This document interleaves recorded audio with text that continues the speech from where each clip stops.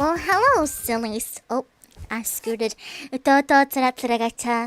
sleepy witch has descended from the stars. Hello, starshines. Oh my goodness, I'm being bombarded by tarot cards now. The star, though. Oh my gosh, hold on. Let me say hi. Let me say hi to you, sillies. On my empty screen, I have my music too high for me. Oh my gosh. Hi, Kami. Hi, Jilty. Hi, Wilty. Hi, Honda-san. Hello, hello. I hope everyone is doing well. Pet. Oh no. Where is my pet? Oh no! I can't even pay you guys. There you go. You think you can get away with that? You think you can get away with pet me, your sleepy witch? Impossible. Happy almost end of the month. I know it's not quite end of the month, so we're a little early technically on media review, but we do, I didn't want to do it on Friday because Full Moon Friday can't interrupt Persona 3. Hi Nathan, hi Bardu, nice paper stars. Hope you guys are doing well. Chat log not showing. That one works. Okay. Here we go. I don't know why it's being so funky wonky, but it do be funky wonky. I have a few different sources for it, so if it wasn't being good, I had a backup. And thankfully, I had backup.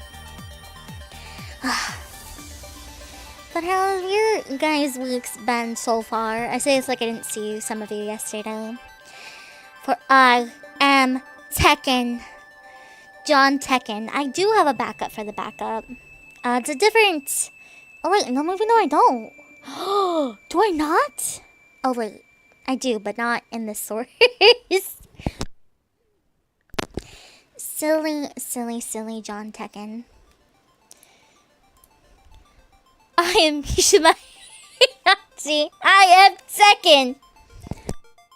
Well, little do you know that will be something we talk about. Enjoy your ad break though, Twitch. I'm gonna vibe for a second. I know I just got here, but... Hello? Holy starshines, Batman. It's John Tekken. It's John Tekken! It's John Tekken. It's me, John Tekken. Who was Tekken? What are we even on about? I don't know. A mystery. A mystery indeed. Holy starshines, Batman. Ugh. My water's almost empty.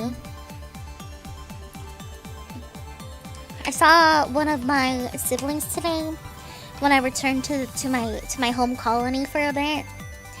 One of my brothers. And he was talking about how my nephews, his sons, are all telling him to watch Jujutsu Kaisen. So I had to tell him, yes, you should watch Jujutsu Kaisen. That'd be definitely right up his alley. Right up his alley. It was nice to see him though. I don't get to see him that often. But yeah. Hello? Good golly gumdrops. It's Jin the People's Choice Tekken. The I heard People's Jin the People's Choice. Choice Tekken is sponsored by your Sleepy Witch and Advanced GG. Use code SleepyWitch10 for 10% off your next Advanced GG order. Remember to pick up the new I am Tekken flavor. Tekken flavor. Silly. Welcome back from your ad, Twitchlings. And thank you so much for the follow, Mazina. Welcome. I was talking about how I got to see one of my brothers today when I was at my home colony. We were talking about anime. My nephews are also into anime. And we're talking about it a little bit. I don't get to see them that often. But, you know what we're here for. You know what we're here for mostly today. We're here to yap a little bit. So, let me make sure I have this up. Yapper doodles. And then I have to fix the link because it forever is the wrong one. And that's okay. Welcome to August's monthly media in review. Summer is finally starting to come to a close. I am so ready for sweater weather.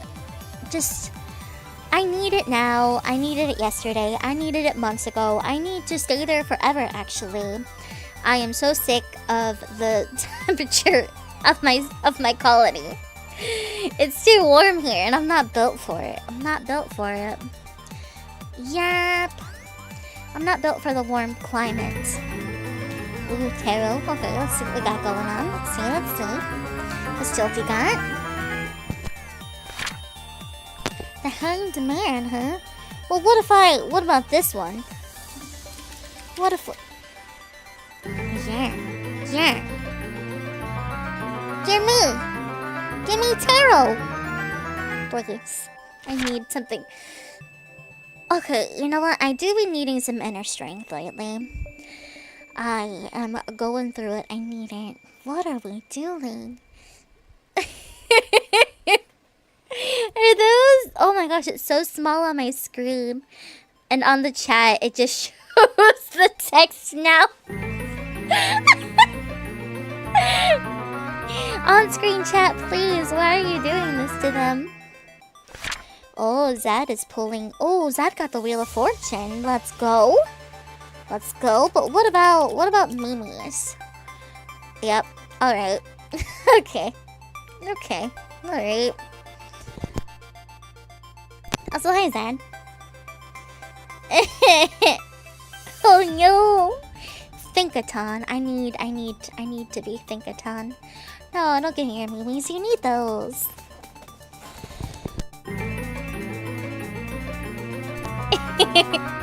Hope you're doing well. You don't have 8 spare Mimi's, those are your Mimi's. You know what? No, Tom, that's very fitting for you. Very fitting.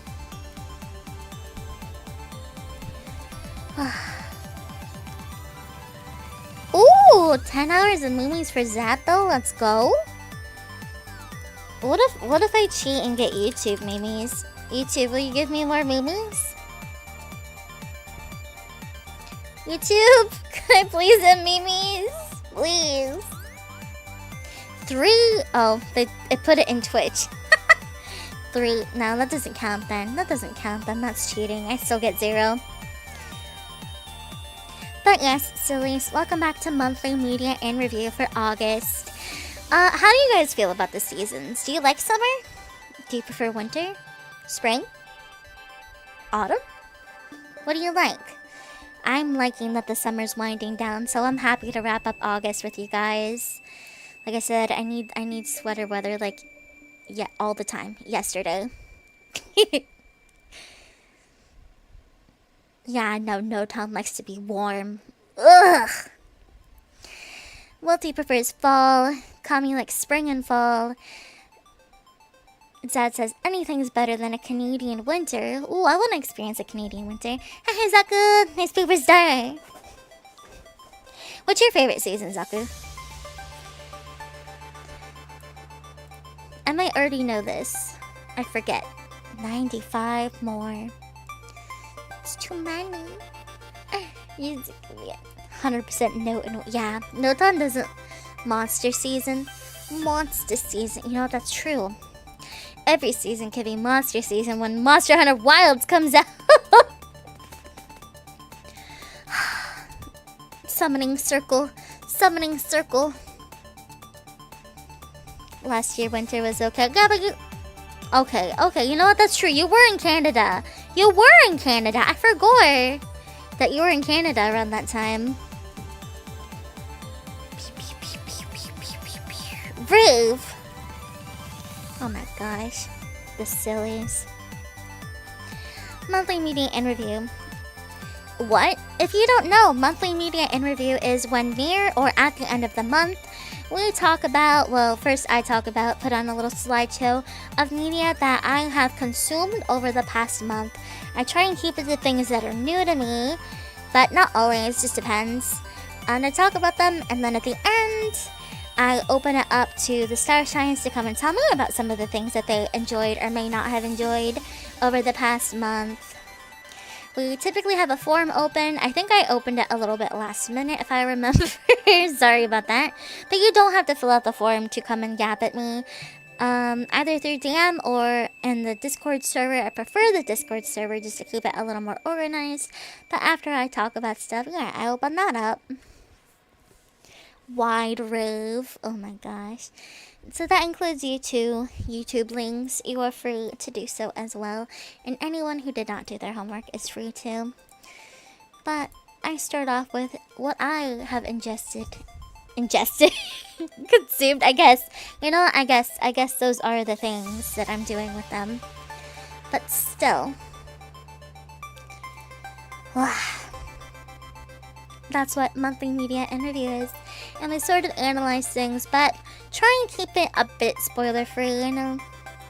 Would you recommend them? Would you not recommend them? That sort of thing. I am hungry for media. I love it. I would like to do something where I go like more in depth on things as well sometime.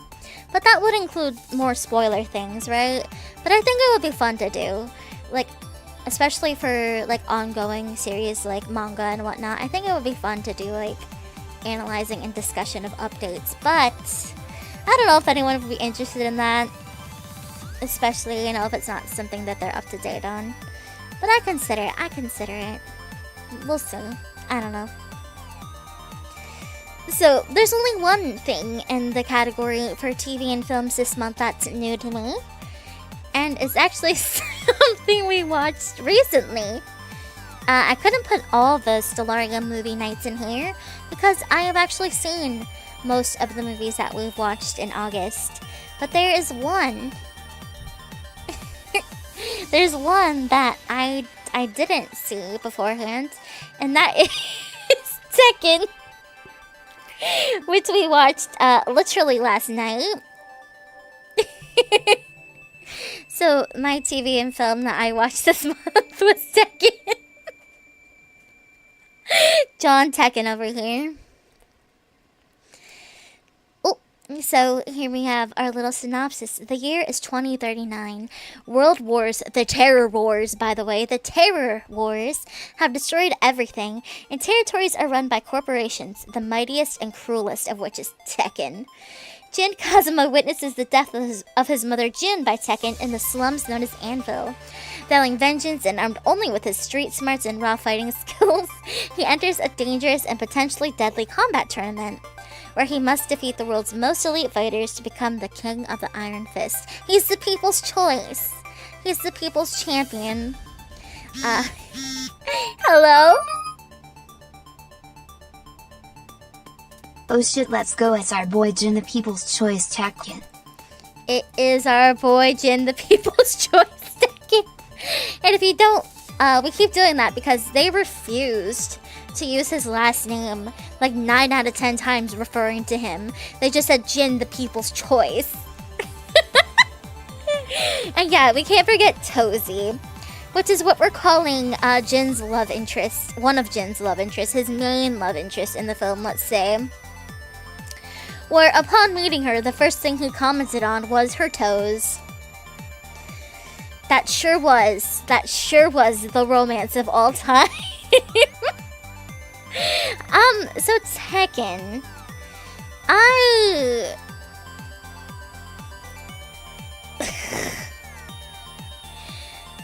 there's something to be said for Tekken.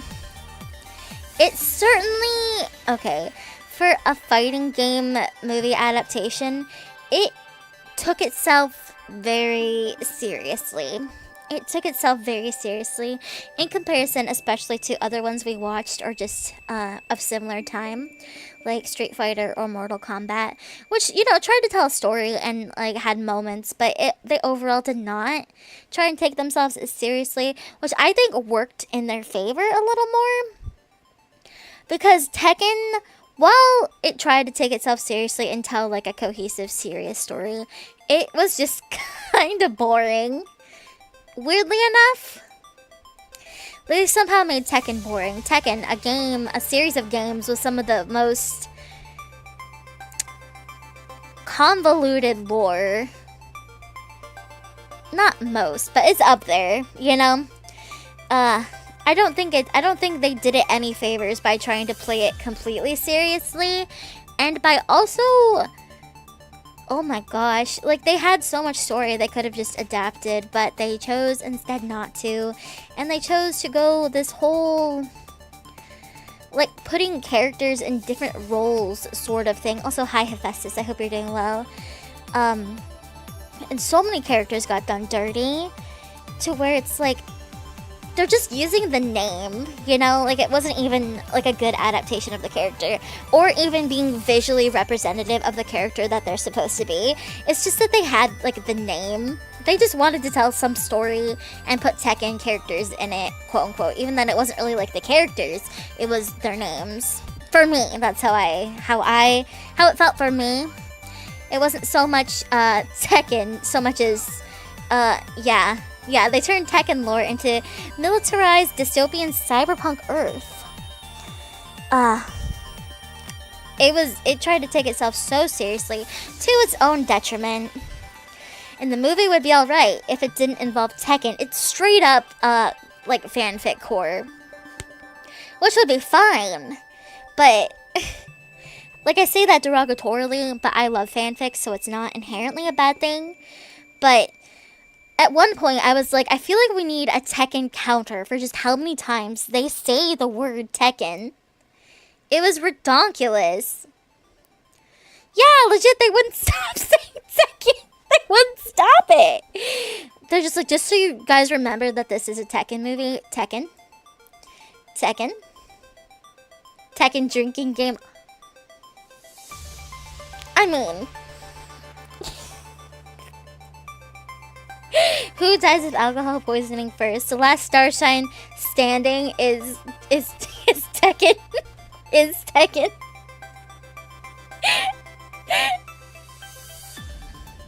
Yeah, there was a weird amount of uncomfortable sex scenes. Like, I'm a grown-ass creature. I don't mind. I mean, I'm already weird about sex scenes, but I'm a grown-ass creature. I don't care if the media has, like, sex scenes or mentions sex or, like, whatever, right? But it was so weirdly interspersed and uncomfortably either drawn out or up close and personal. Like, it added nothing. It added nothing. It didn't even get to display like a sense of intimacy between our supposed love interests. It was just like, we hired a hot girl. Don't forget. Look at her ass. Hot girl, boob, boob, boob. Like that's all it felt like it was. Which I feel like action and horror genres kind of suffer from sometimes, but this was just so... I got nothing from seeing them bone like twice, right? Like that gave me nothing. That gave me no insight into their dynamic or their relationship. It didn't, I guess, like, inherently it furthered their intimacy and like why they're bonded the way they are for whatever reason, but it just was odd. It was just odd, and the way they did it was just, like, every time they were together, it had to be like it had to be based around sex and like some of them like touching each other like and girl in hot pants and like, you know, it felt very pubescent, I suppose, a pubescent take on a relationship like that, which is fine. But in Tekken, like, why are we here? Hi Darklizia, good morning, how are you? The last starshine standing becomes John Tekken. It's true. It's true. Chrissy Montiero didn't even have any... Yeah. It's so weird. It was such a weird choice. Yeah, it is very shallow, which is fine, but it's juxtaposed with it trying to take itself incredibly seriously and be like artsy about it. So while it's up there for being like a cohesive like story compared to some of the absolutely ridiculous things that we've watched, it's down there for just being like a game movie adaptation. Oh my goodness, English is hard. Like, I had more fun watching Street Fighter and Mortal Kombat, even though objectively, they made less sense, I feel like. You know what I mean? Does that make sense? And it was just, it was fine. It'd be fine if it wasn't Tekken and I had to hear the word Tekken. Tekken, Tekken, Tekken, Tekken, Tekken, Tekken, Tekken. Tekken, Tekken, Tekken. We get it. We get it. Oh my gosh, that reminds me. Look at the tagline. This was on every promotional image. Survival is no game. Get it? Because it's a video game, guys. Gamers. Gamers. Gamers.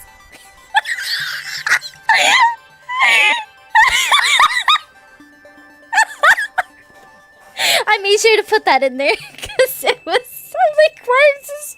Survival is no game.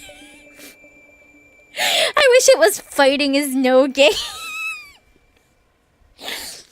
Oh my good golly gumdrops. Cue laugh track. I get that. Video games. Wow. Damn. They really understand my gammerness. Oh. Yes. Yes. A trailer for the movie. I probably could. I probably could. Oh my gosh. Alright. Let me see. Not once did they say, get ready for the next battle. Hello? Calling all gamers. Calling all gamers. Tekken. That is all. Tekken. That is all. I don't mind nods to, like, the source material or the audience, right? But that's just, this is just so fluffing silly. Survival is no game. Tekken isn't a game. You thought Tekken was a game? It's not. Let me see, let me open my YouTube. Tekken movie trailer. Oh god, 13 years ago on IGN. Amazing. Let me pause this music. Tekken, but it's essay. Dirk Lucius, fine. Busy on last day of the project. Thank you. Oh my gosh. Good luck on your last day of your project. I don't know what the project is. I don't know what it's about, but I wish you all the best with it because projects are stressful. I'm currently stressing out over some projects, honestly. Tekken art online. Okay, was this? This is not. What is this? What is not? What is this? What is this? This was a YouTube video. Let me just, oh my gosh, hold on a second. Let me just, okay, Project Stress Gang, for real. Even over one we're in together. A Tekken movie where someone actually gets thrown into a volcano. Kami, you ain't slick. Hello? I pet you. I love when Kirito said I am sword art online. That was my favorite part of SAO as well. That's why only the first season is good, because after that, he's not sword art online. Well, we're talking about weird, dumb Hollywood adaptations. Did you hear about the people making a Yakuza thing or purposely... I explode them with my mind, Bardu, because I love Yakuza so much that makes me very angry. I did not hear that. I will destroy them, actually. Yeah, okay, let's get those guys. Let's get those guys with hammers.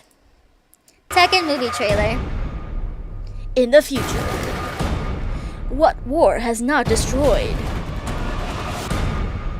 One corporation will control. Burn everything.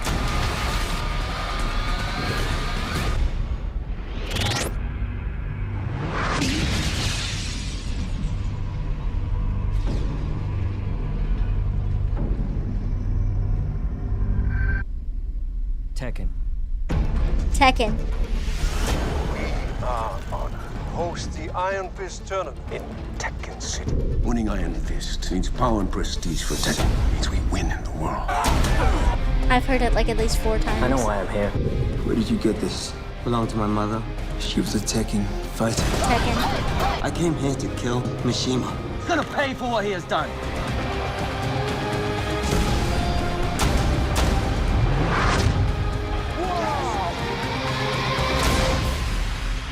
Ratings are up. Our viewers love him. It Twitch. represents the street. Let's see what the street has taught him. You're tough, man. I used to watch you street fight. Street Fighter. The $100,000 to whoever kills that kid. It's nothing. Just another amateur. Think you're gonna puke? I already did that. No. You gotta get everyone as quick as you can. You're up, kid. Kill or be killed. Keep my head in the game if I were you. Oh my god. Asset detector. I'll never belong to Tekken. We'll see about that.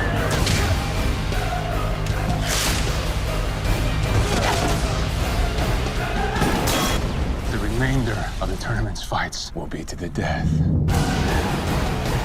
In the end, you will fail. You're not just fighting for yourself anymore. You're fighting for all of us.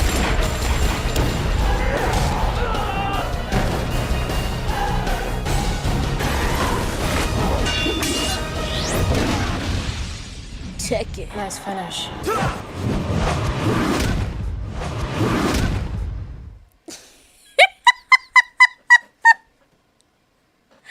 Oh my gosh.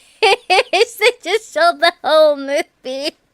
Hi, Evelyn, nice favorite star. Oh my gosh, let me scroll up really quick. You and your little brother bonded over Tekken? That's amazing, Darkleys. Yeah, do you guys play the games together? You have a favorite Tekken? Oh my good golly, gumdrops. They made sure to put all those little intimate scenes in there as well. My wife. You did just see the movie.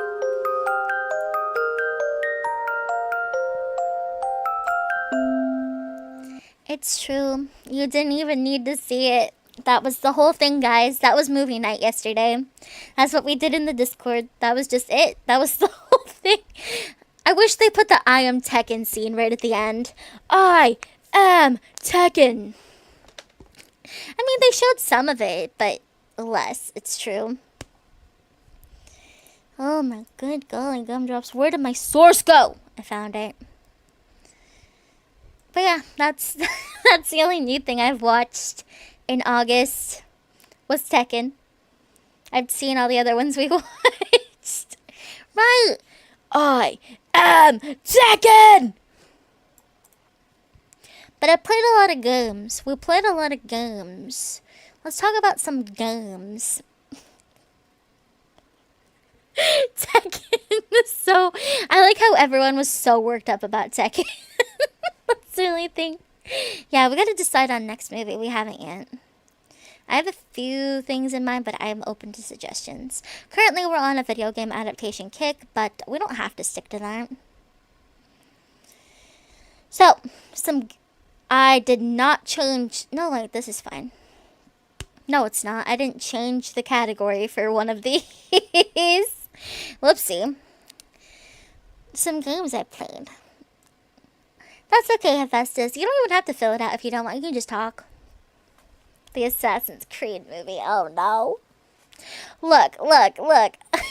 I had to go back and add Tekken in after last night. That was enough. My Lovely Empress, which I'm having such a hard time with. It is destroying me. As the Emperor of the Crimson Empire, you would build relations with neighboring rulers, balance internal factions, and ensure the prosperity of your people, all before you reap their souls to resurrect your beloved Empress. So once again, in the Lovely series, we have lost someone that we love, and we are miserable and crazy and willing to do lots of dark magic to, try and get them back. I need my wife back, again, but my Empress wife. And people are like, oh... Just marry a different nation's ruler. Get a new empress. Wrong. I'm gonna resurrect my lovely empress. I miss my wife, Tails. I miss her a lot.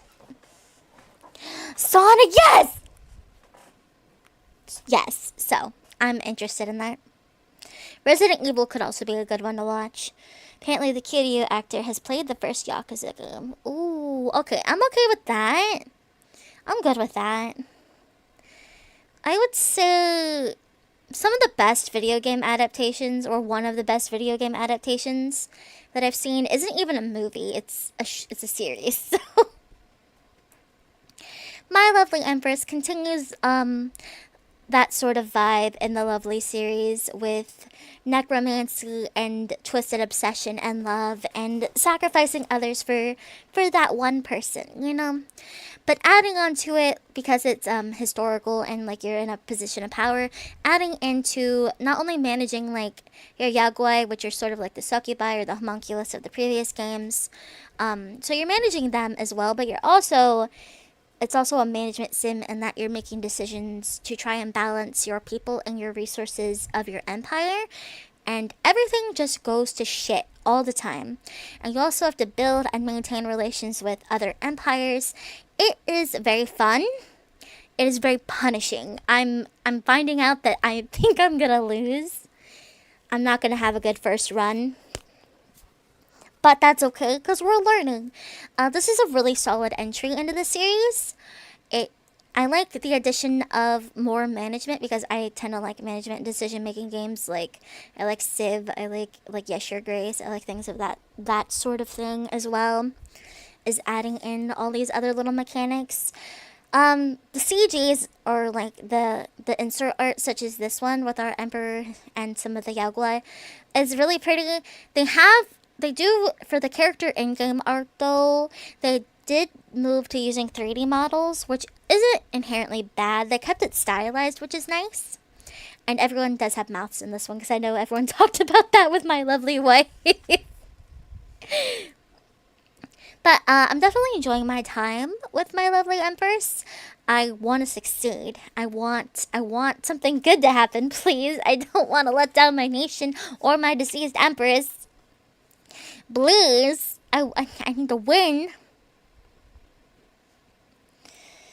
Netflix, tech, and anime. I wish we had easily accessible subs for Carmen Rider. Easily accessible is okay. Ad break for Twitch. So I'm gonna switch over to. I think Dark Lucia just chatted, so I'll drink some water. Oh, shite! I'm gonna do that. Hydrating.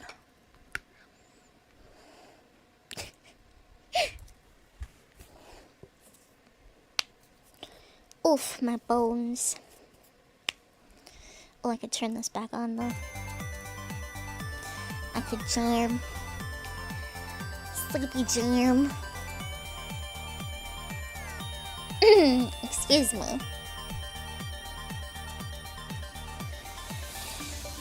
Dark Lucia says, I think my favorite would be Tekken 5. Oh, nice choice. Because my little brother became too good at Tekken 6.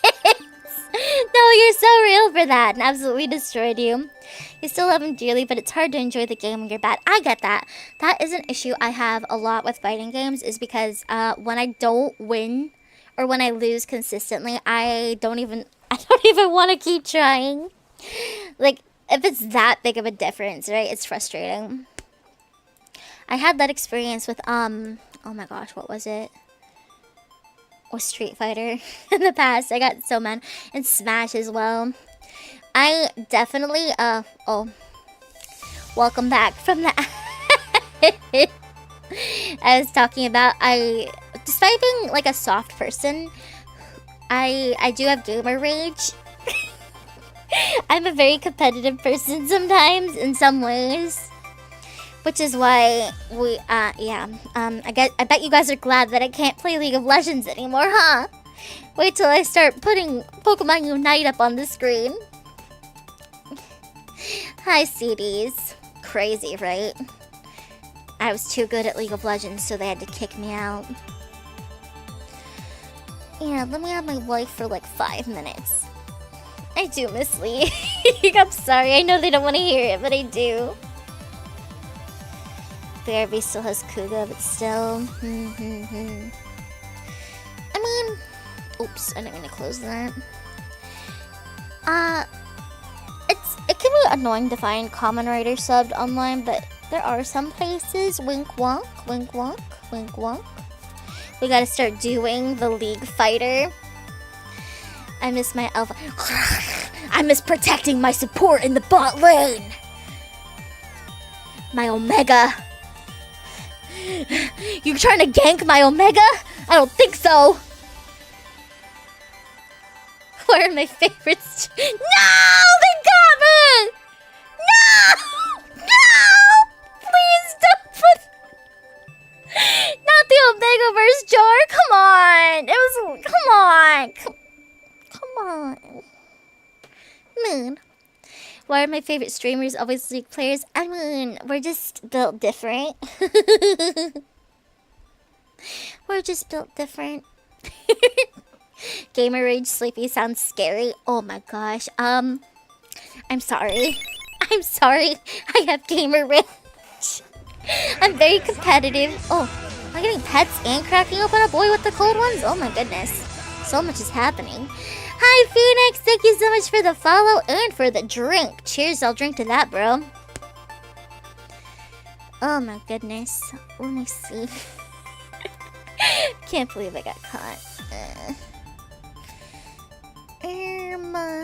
I've never played the Yakuza games, but I did play the Fist of the North Star games made by the Yakuza devs, which is basically a Yakuza game set Fist of the North Star setting. That's amazing though. That's amazing though. Because the Yakuza games are immaculate. I was realizing the other day how few starshines have played Yakuza. Why did I come to that realization? I don't remember. It came up though. I was talking about banning you guys. Something like that. My goodness. A cutie skin for Kenshiro? Oh wait, that's amazing. I need to see that. Hold on, I need to go to the internet. I need the internet. I need the internet. I need the internet to show this to me. Internet, show me Kenshiro with a cutie skin. I sent you to double jail. It's true. I don't remember why or how we got to that point. Oh, wait. That's actually sick. That looks so good. Who voices Kenshiro in the dub? Kami needs to play it. You had one of the Yakuza games downloaded on your Xbox One, and you have the games on your Steam wishlist. You have to. Hephaestus hasn't played any of the Yakuza games. That's fair. Hephaestus is allowed to do anything. Good boon. Good boon. Oh my gosh. I have a tummy ache suddenly. Stop. Wait! Robbie Damon? Oh my...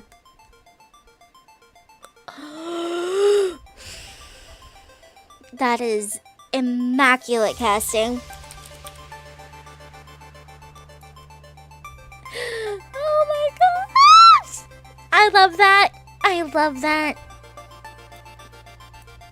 I need to hear that also now. Oh my gosh. Too many good things. Wait a second. Why is my tab being funky wonky? I love Robbie Damon. Honestly. Right.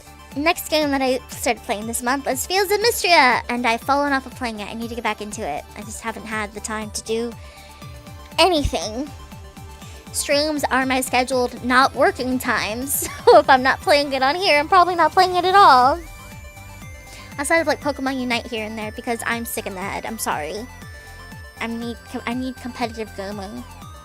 Speaking of Gamer Rage Sleepy, maybe one day I'll tell you guys about how I wanted to be a Pro League player. I had a whole thing. Not today, but no, not Heroes of the Horse. The Haunts Heroes. No, like it was bad. I even had, I don't remember if Lunette remembers, but I even had like, this is while I was at uni too. I had notebooks where I would like make plans for like ranked games with my team. I would like write out strategy. So it was bad. It was bad. Oh my gosh. Oh, I have received a link.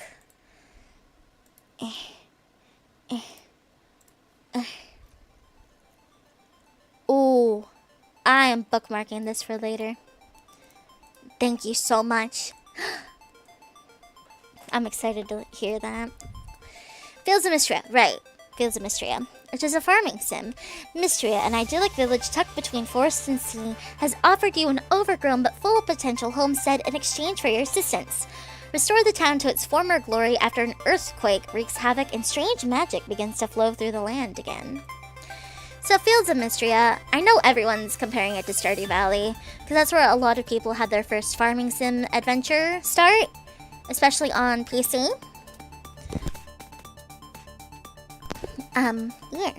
And especially in like a pixel style, since that has been coming back in like the recent 5 to 10 years, you know, people are going back to that sort of longing for the pixels. We're longing for the pixels. I love pixel art, so. A farming sim with retro-esque art that is reminiscent of the 90s, 2000s style. People keep calling it like Sailor Moon style, but I feel that's a bit reductive. But yeah. And this sort of nostalgic charm, it is still like a farming sim at its core, so it has like those base mechanics, but it adds on to the base mechanics of a farming sim by including really interactive and branching sort of things with the NPCs, like different things happening in the town with the people. One conversation you had one day might naturally flow into an event on the next. Like real people, you know, like they feel like they have a sense of continuity. Like they don't say the same exact thing every day. It's not recycled old dialogue that's like they say one or two things and it's about nothing. Which is nice. It feels very alive. Like the characters feel very alive, which is nice. And they interact with each other as well. Lots of them interact with each other in different ways. They all have different relationships, which helps bring life to the town and the vibe that you get settling in. They also add in sort of magic, which I'm starting to learn of. Magic that you can use in your daily life, in your farming, and lots of different things. They sort of have, I know a lot of people liken the mining and caves and fighting and the museum stuff to Stardew, but hold on, my throat. The first thing I recall, the first farming sim I recall having that sort of thing is Rune Factory. Rune Factory is a branch of the original Harvest Moon series, now known as Story of Seasons. Harvest Moon still exists, but they are different. There was a split within that company, and the original devs of Harvest Moon are now Story of Seasons. But Rune Factory was originally a branch of Harvest Moon games, which are a farming sim, classic farming sim dating back a long, long time. And they took it to a more RPG-esque state where you had all this traveling, mining, fighting, skills that you level up, unlike in traditional Harvest Moon where you just do the thing. You don't have like skill levels for your farming or anything, and there's like really no monsters or fighting or any RPG elements other than like, I mean, it's still RPG, but by RPG elements I mean like the skills, the systems, crafting, fighting, all that sort of thing. Yeah. I agree. It is more like 90s and 80s instead of just being like Sailor Moon style. I do agree. I understand why people would say, "Oh, it's like Sailor Moon style art," but it's more reminiscent of just the whole vibe, you know? It's a very charming pixel art style on the sprites and in the game.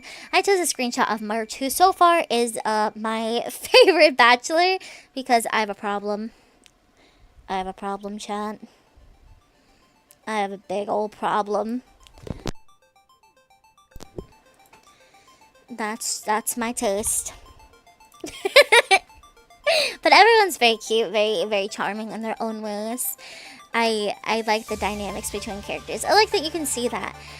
Traditionally in farming sims, especially Harvest Moon, there's not a whole lot of interaction between the other villagers unless they're like related or they have a relationship written into like the game, like just for things. I'm not reading chat. I don't know how to read anymore. I suddenly have no eyes. What was I saying? Right. So, In Harvest Moon and stuff like that, you would have like a rival villager.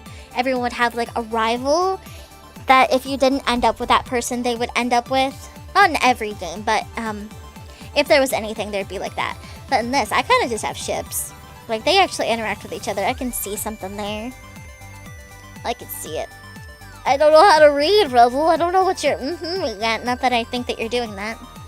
And then we played Tracks of Thought, which was an RPG with card game.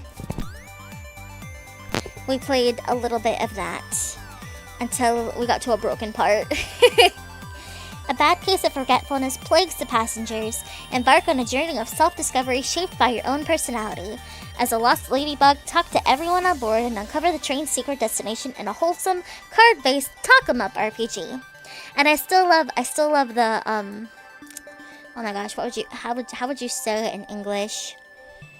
I like the phrase talk 'em up. It's not phrase, isn't what I'm looking for. The I'm not sure what the word I'm thinking of is, but I really like the tagline. No, I like the I'm not sure. I just like talk 'em up. It was a simple little card game, but it was cute. You know, squash booth, not bugs.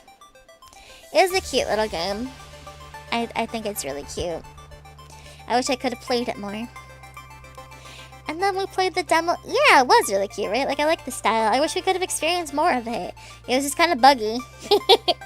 No pun intended. It was kind of buggy. So I do hope to go back to it. I hope it gets patched and we can go back to it. Then we played the demo of No Skin, which is a horror roguelike and some oddly complex gameplay. Like surface level when you first get in, there's not a whole lot going on. But as you unlock more things and get further, you start to uncover more mechanics and more things and more rooms. Face the horrors that the house hides behind every corner and discover who the No-Skin Man truly is. I still haven't discovered who the No-Skin Man truly is.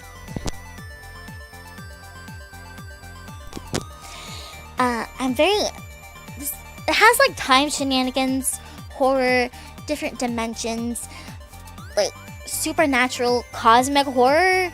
So much stuff going on here that I genuinely am just along for the ride at this point. It's kind of hard to parse what's going on, but it was really cool. I like the visuals a lot. They're pretty simple, but in a way that is really adds to sort of the vibe, the ambience, the aesthetic that they're going for, where it's just sort of off-putting in a really unique and satisfying way, and the gameplay is frustrating in a good way. You know, it's a roguelike, so you're meant to die and start over. And they got some funky stuff going on that I can't wait to see more of when I get more of the game. I'm still gonna do a few more runs. There's still more things I think I can see, but... Hi, Shaggy!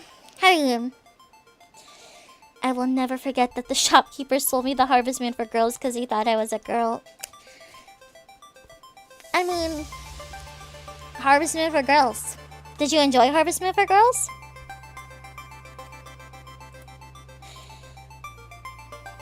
I'm glad. You know, I don't need to play as a girl, but I was glad when they started introducing playing as a girl. And then we didn't even need a whole game separately. Now we can be either one. Amazing! Hi, Gumbo, nice pooper star. Oh, we're getting that tarot card going. Let's go. What's the gonna get? What's the gonna get? The strength. Rihanna is very strong. Rihanna is very, very strong.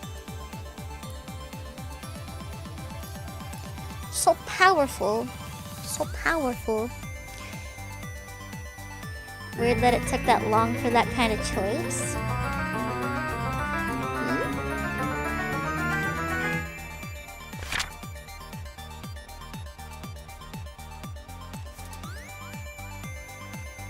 I'm also getting 0 hours of Mimi's Yama. Let's go. High five. Judgment for half. Nice. Lovers for Rubble. Nice. Nice. Hell yeah.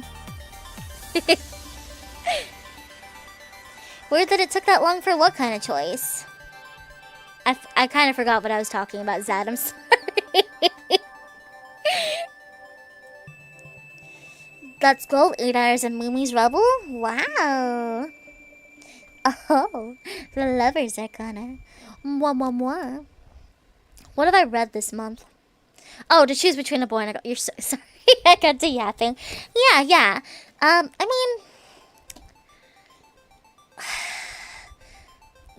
I agree, but also, it feels weird to say, but I guess I'm just kind of used to it. Like, I grew up as a gamer.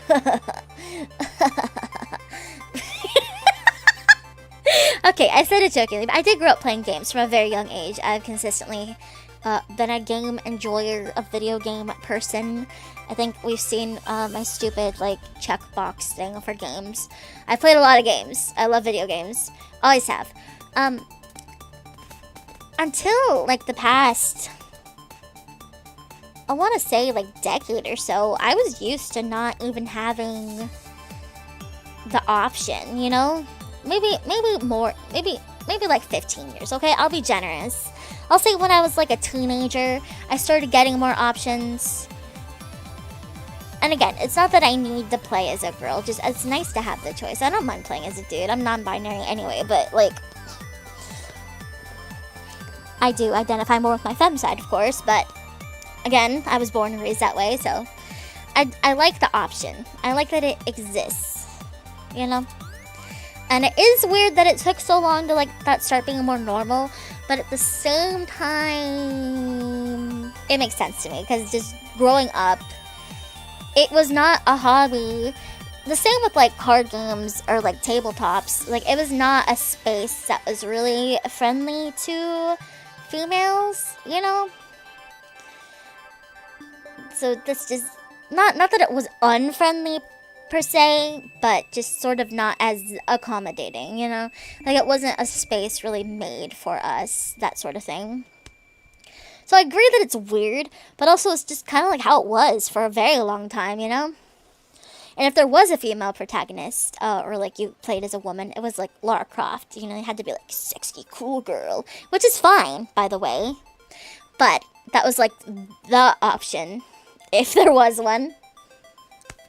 And that's, you know, we're getting there. It's fine. But especially for player characters, I'm really glad that we all have our choices. And we're getting even further with choices, and that's nice. Sleepy's a gamer. Yep, that's me. Born this way. Yep, I did not sing that song right at all. Yeah, the animated Tekken Blood Vengeance movie. Every time I try to get an image for the live action we watched, it just kept trying to give me that. I usually make my OCs in games anyway, or I used to. You enjoy it? You and your older brother fought over which boy we should marry. Cute. That being said, we never finished the game because we were too busy collecting money. Look, an entrepreneur? You guys are entrepreneurs. I respect the hustle, the grind, get that bread. Make that bread, rather, because you're a farmer. Let's go non-binary gang, yeah. I don't talk about it often, but I do. That's why sometimes I say creature instead of, like, I'm a woman, like, well, I can't think of a specific example. You know? I do lean towards, outwardly, I do outwardly present as female, which is fine. I'm comfortable with that. I am not comfortable with the concept of existing, right? Like, you know what? My identity is not what we need to get into on media review. But, I am a silly. Watch Blood Vengeance for a palate cleanser. Yes, we should, mayhaps. Forge that bread? Yes. Just to be said, you know, I said not my identity doesn't really matter. In general, like, I don't care what pronouns people use for me, by the way, in case me saying that, not that I've never said it, but in case me saying that, they're like, oh my god, I have to, no, like, I'm fine, whatever you want to call me.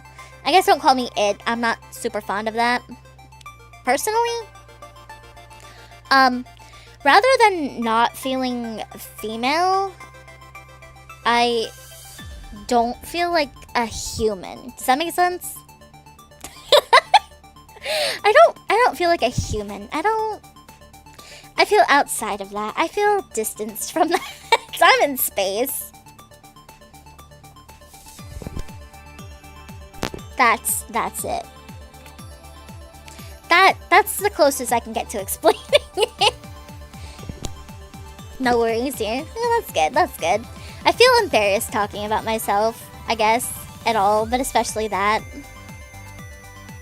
Because it's not super important. It's normal. I don't feel like a human.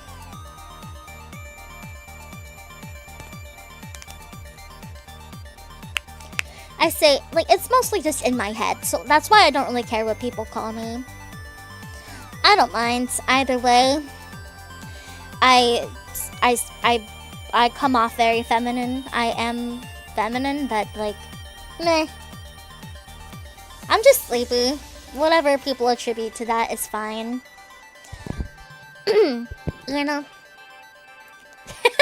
That was a tangent, I'm sorry. That's true, you are a Demon King, and I am a Saturnian magical girl. See, magical girl inherently has the word girl. I'm fine with it. Yes. Yes. But sometimes people do ask me, they're like, oh, like, are you not a girl then? Like, I'm still a girl. I'm whatever. I'm sleepy. I'm sleepy. I'm sleepy. It's fine. It's whatever. Yeah, whatever. And then I don't care what you are. If I like you, I like you. Hello? I got away with repeating Sleepy over 10 minutes ago without her noticing.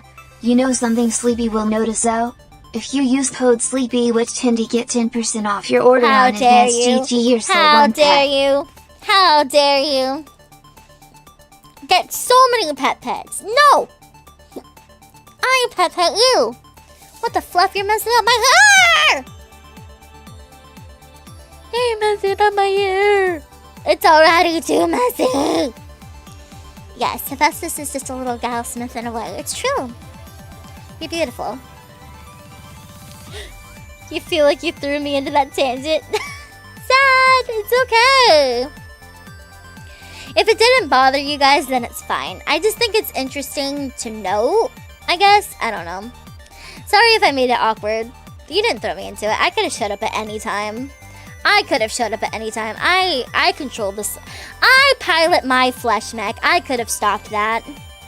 I chose not to. I chose to speak on it, no matter what initiated the thought process. I hope I didn't make anyone uncomfortable with that, though. Especially not you, Zad. It's not a big deal. I feel awkward talking about myself. I feel bad. like I said, existing. Ah! Do not perceive me. Do not perceive me.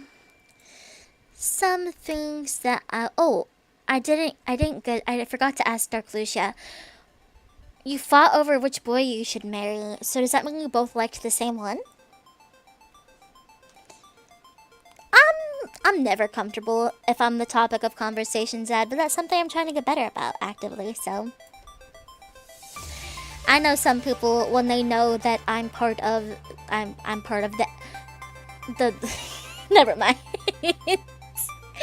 Some people don't like when I say I don't consider myself like a person or like human or like just a woman. They don't like it, but it's whatever. It's whatever. I don't care how people see me. It's fine as long as you're not mean about it. If people want to see me just as woman, that's fine too. I mean, I do be. I'm just sleepy, like I said. Wilty is an amazing Victini. Flesh mech is funny and crazy. What?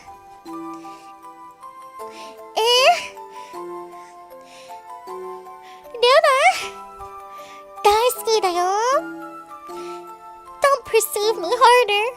Perceive me gentler.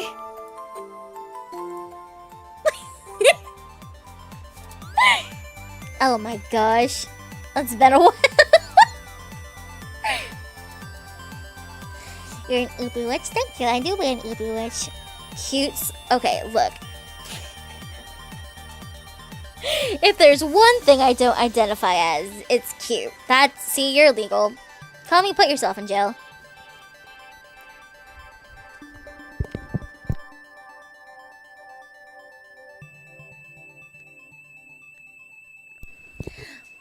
Huh? Put yourself in jail. I don't identify as cute. Get out. Get out. Get out.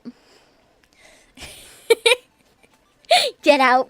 Don't compliment me. Don't say nice things to me. That's illegal.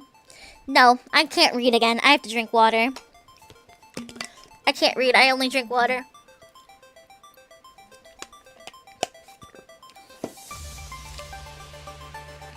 Yama sees me as a Mimikyu moon and a boon. Okay, I'll accept that. You have your second D&D game Friday. How are you feeling about that? How are you feeling about that? Is it a new campaign since it's your second D&D game? Or do you mean like your second time you've ever been part of a D&D campaign? Baked bean!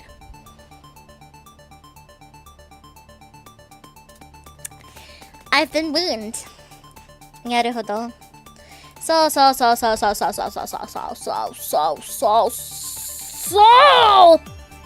I see. I've been weaned. Do I identify as pink? I do.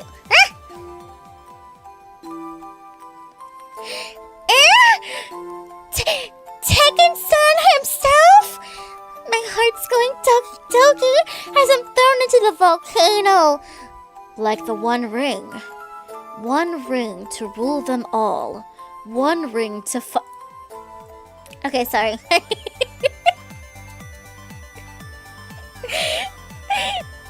Oh my gosh.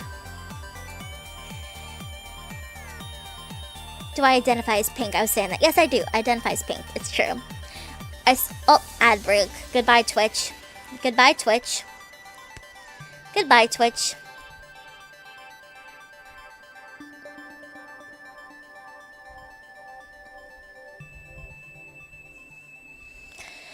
Do I have water left? I have a little bit left to drink.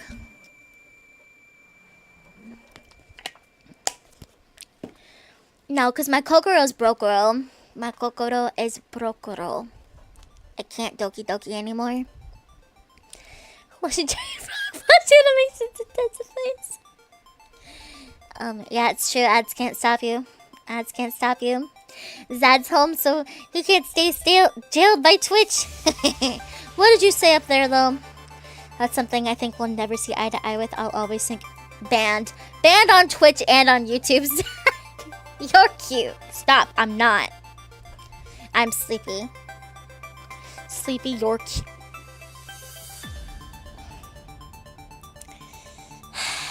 Look how cute the European witch is. See, I'm never wrong. Bonk everyone. All of them. Get rid of all of them.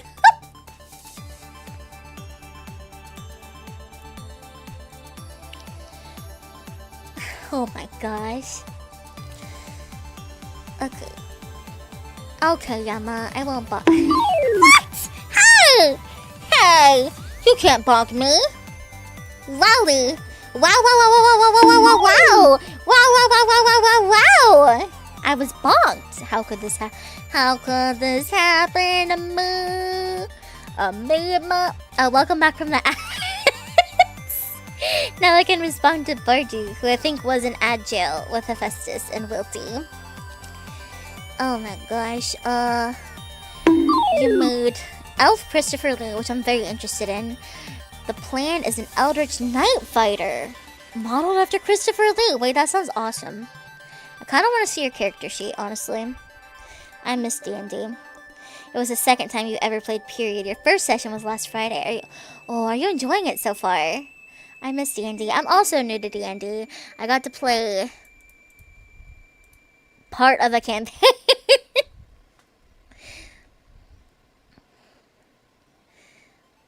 Ooh, nice, nice, nice. I love Roll20. I love Roll20 is my choice. Yes, we did play a one-shot. Curse of Strahd. Ooh. I'm glad the group is nice. I'm glad you're having a good intro into D&D.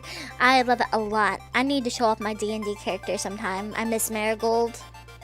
Oh, they even gave you a set of dice. That's so sweet. I'm so glad. Oh, that's really welcoming. That's really sweet. Oh. I need more dice. I almost got all the dice out of the soap, Rabu. Almost. I will always deny any sleepy slander, even if the slander is coming from herself. Well, try me. Hold on. Do I have my Marigold on here anywhere, or is it on... Where is she? Marigold! You know, that I won't do that today. I'll do it another time.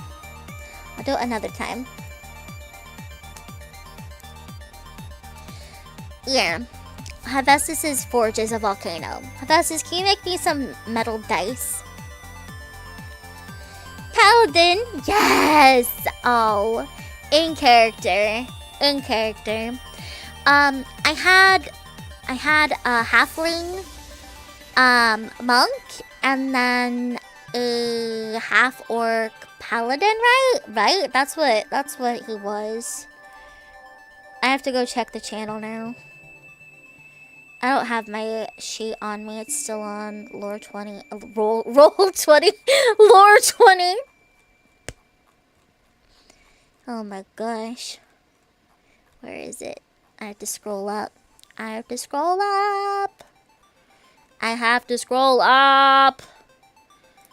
Where is he? That was when Rebel had air fell. I don't remember. Oh well, that's fine. Perhaps. Oh, 10% off an order from a dice store. Let's go. What dice store?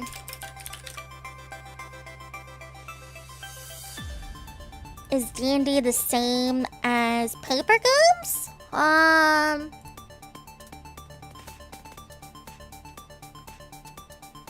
not sure actually. I'm not sure I know what paper games is. Are. Do you mean like playing with like the sheets on paper? Although I see you capitalize paper games, so I think that's referring to something? Question mark? Sorry. Yeah, we love Arafel. New dice molds. Actually, someone turned you into a D&D character recently. That sounds awesome, Zed. Oh my gosh, I want to see. Can we watch live action JoJo Part 4? Oh my gosh, I forgot about that. Remind me, please. Remind me, please. Mayhaps. I think that'd be fun. I haven't seen it, actually. Right. I'm gonna go back on the topic for a little bit. Just a little bit. Getting caught up. Oh my gosh. Okay, hold on. Staying off topic. I have not started Baldur's Gate 3. Because I know when I do, I'm not gonna come back for a while. And I don't have the time to do that. I don't have the time to get lost in that. I will be gone forever. Like, they'll never see me again. For a long time.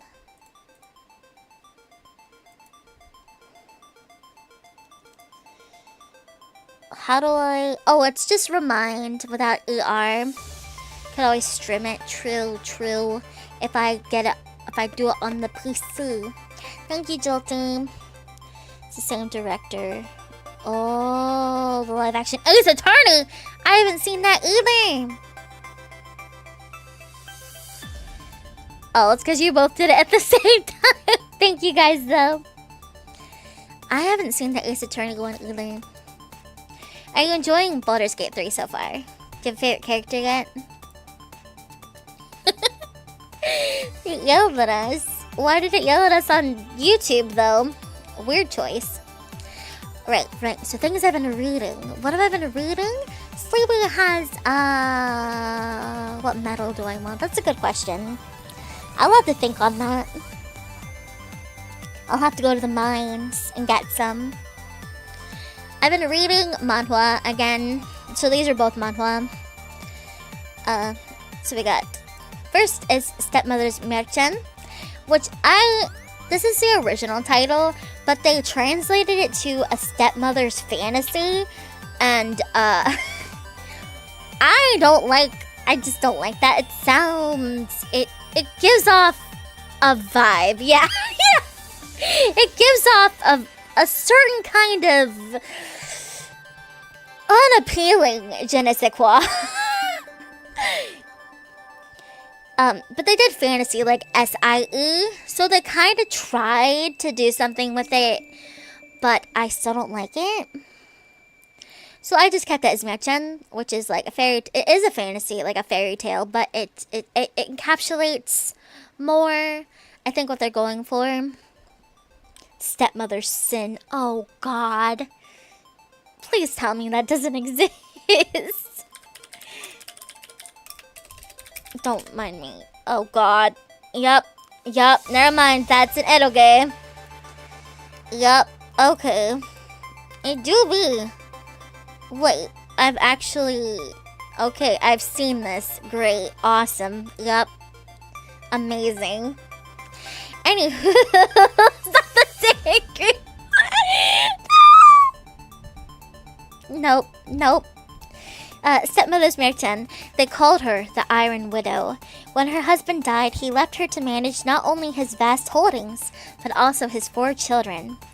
Young and inexperienced, Shuri nonetheless tried her best to raise them, despite their bitter attitude towards her. She is finally free to live her own life as her eldest son marries, only to find herself mysteriously reset to 7 years ago, the night of her husband's funeral. Can Shuri find happiness with this second chance at a new destiny? Okay, so obligatory beautiful art that makes me go doki doki. My heart go doki doki. Call of Cthulhu. Oh God, you know what? That makes sense. Stepmother's Merchen is okay. So basically, this teenage girl gets sold by her family to marry this older nobleman, but he doesn't want her, like, actually as a wife. Like, he marries her, but he wants her to be a successor and a mother to his children. So there was nothing between them. It was basically like he adopted her, but for legal reasons married her so that she had, like, no contesting any of the legal stuff after he died. Yeah, so it's a whole, yeah. And these kids, like, her youngest son, quote unquote, is like only a year and a half like younger than her. So she literally spends her adolescence raising other children. And it doesn't go well. Did I just move this? Hold on, I did.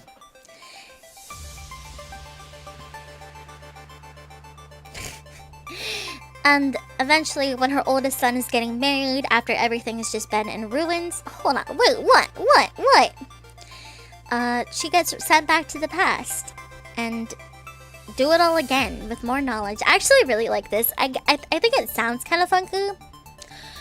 But it's actually a really compelling story about found family and that sort of thing. And also learning to take care of and love yourself, weirdly enough. Like, instead of just being like, oh, I'm their mom now, that's all I'll ever be, that's all that I'm good for. As her relationship with her kids, like, gets better, they care about her, and, you know, she cares more about them, and they sort of become... like, they learn from each other to be better people and a better family. What am I reading? Yama loved Kaiju number 8. Nice. Can link a review. I don't need a review of that, but thank you. But thank you. Oh wait, actually, maybe I will watch it. How bad could it be? How bad could it be? Oh my good golly gumdrops. Drink the water. Okay, hold on. I gotta pick up my other bottle. Ugh. And then I see Bob and Dark Lugia said something. Kami, why do you look so horrified? What is going on? Dark Lucia says, in my place, we have these games where people can choose and create their characters and do the adventure roleplay, all while the game admin would draw stuff on the paper as the story progresses. Oh, that is fairly similar. The game, like the Dungeon Master, doesn't so much draw what's happening in D&D, rather than they sort of, they make the skeleton of the story that the party plays as. Oops, hold on. So, literally like storytelling an RPG, but inserting your characters. So it's somewhat similar, yeah. That is somewhat similar. Because you do the adventure roleplay, and things happen as the story progresses. But there's not typically drawing done with it, I think. Sometimes you have like visual representations of what's going on. Through different mediums. Like, that's one thing I like Roll24 is visualizing the space. It does a good job of that. Oh, I gotta unshrimp my bones. Oh my good golly gumdrops. Sleepy always gives me a guidance counselor vibe. That's why you add a Miss. Okay, well, you can call me Miss Sleepy. I will be your guidance counselor. That's alright. I was sort of... I wanted to be one. Instead, I was a behavioral analyst, but I did want to be specifically a guidance counselor for a long time. Kami, you laugh, but I don't know what you're horrified at. Don't just laugh, you have to tell me. What is this? You just reforged the metal bar in your wrist base. How did that go? But yeah, a stepmother's Merchan, oh. Don't laugh at that! I'm just kidding, you're fine. Stepmother's Merchan. Is actually pretty interesting. And you see there is a love interest here, but don't worry. It is not even in her found family. Although, you know, people speculate in universe that it's like, oh well, they're all teenagers in there, so it must be weird. Like, no, you guys are weird. Oh my gosh, I'm not even fully done with this one, but I'm really enjoying it, and I like pink-haired characters, so and oh my gosh, this art in particular with the love interest, I dig the vibe. And again, it's another story of I'm weird. How am I weird? It's another story that I am sort of not quite. Never mind. We talked about ship dynamics and how they're kind of like a reflection of what you want or need in a relationship to some extent.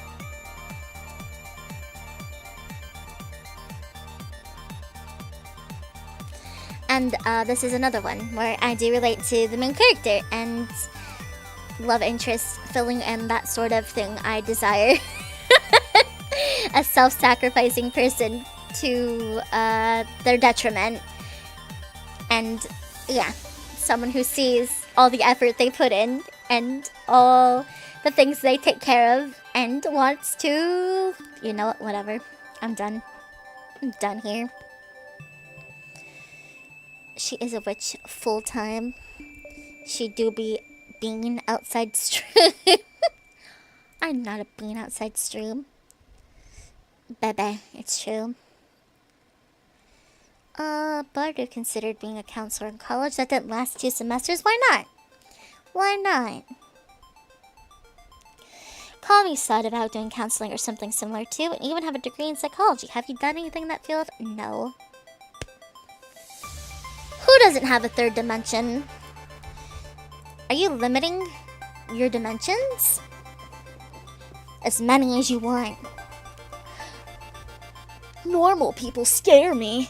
I don't mind being weird. Mostly practical reasons.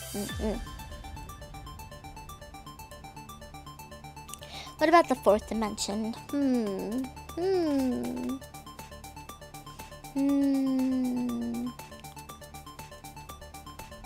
What about it? What about it indeed?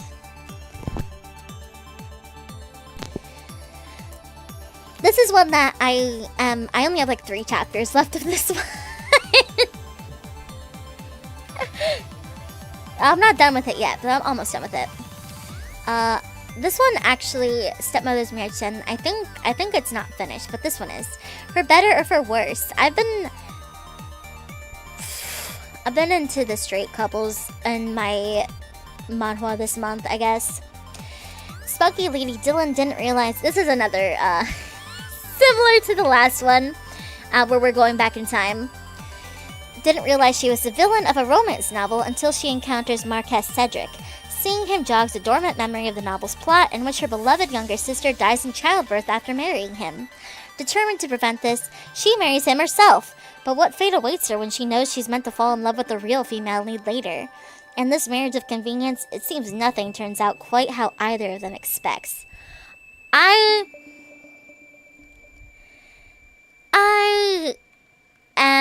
I love this so much, okay?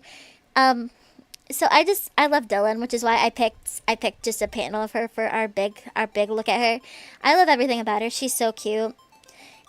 She is a very strong person, but also weak when it comes to emotions. Like, she has her vices, she has her flaws, she's not Miss Perfect, especially when it comes to, like, she's kind of impulsive. She's really charming in and out of universe. I feel like she's charming in universe, but she's also really compelling to me as a character. I want her to succeed.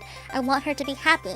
And another thing about a romance series is that it's nice to have a male lead that actually openly has, like, feelings for the character. Like, we see this guy blush. How often do we get the male lead blushing? Not as often as we should, because they always have to be, like, cool and composed. No, he fucking falls apart after he starts liking her. Like, he can't contain it. He's like, oh my god, girl? And that's kind of nice and cute, right? Like, let them be in love with each other. Let them both have anxiety about it. Let them both feel, like, flustered. Let them both be affected by the affection we're supposed to be believing that they hold for each other. And I really like that, okay? Boys blushing is cute. Let them do it more. Let them do it more. A doting boyfriend. Whoa! I don't know. Couldn't be me. You know? Like, I get flustered easily, but I would want someone to, like, you know, like, also be like, oh my god, sleepy. Not like, you know, agonize over it a little. Damn. You don't have to just sit there stone-faced. Or at least have an internal reaction. Like, I'm fine with us not getting that, but I like it so much more when we do. You see this, like, guy who supposedly has it all together, and he's just like, wait, oh my god, I fucking like her. How do I deal with that? I like her so much. That's cute as hell. And he's like, oh god, oh no, she's so pretty. Literally, at one point, he's like, how did I act normal around her before? Like, how am I supposed to act now that I know how I feel? And that's just cute. I like that. It sparks joy. You caught up to Boku no Hero, Yama? Let's go. I want to see. I want to know what you think. You sent me. Okay, I will perceive the forbidden knowledge. Is this why we live vicariously through Yaoi? Yes.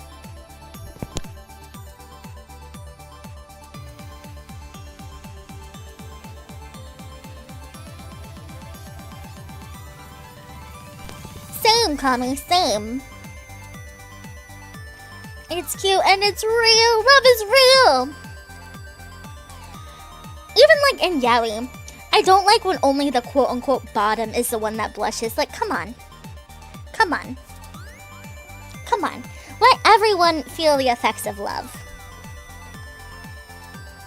You don't know if you can get flustered? That's okay too. I'm just saying, we limit it only to quote-unquote the stereotypically, like, feminine person in the relationship.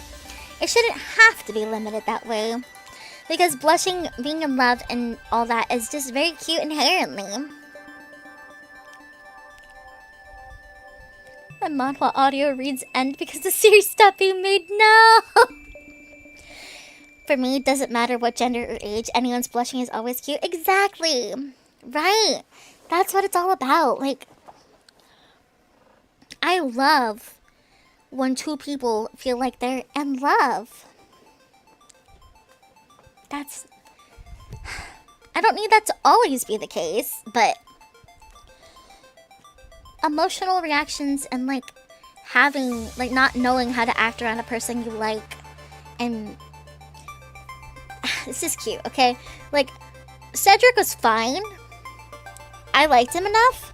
And then I saw him... You know what? Hold on. Let me see if I can find one. After he started... Also, there's an interesting plot twist in this, by the way, which is fun. But he's so cute when he's like... I know this is spoilerish, but like, I need you to understand.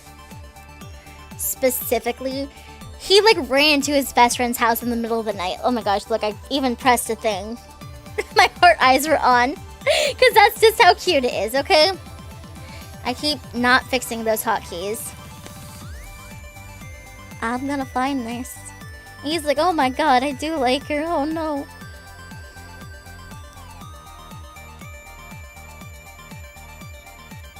Oh my god, I need this image immediately.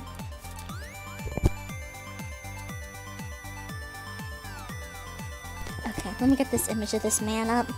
Totally unintentional. It was mostly unintentional. Alright, okay. Hold on. I need this. Don't mind me. I will back read in a minute. I found one of the panels.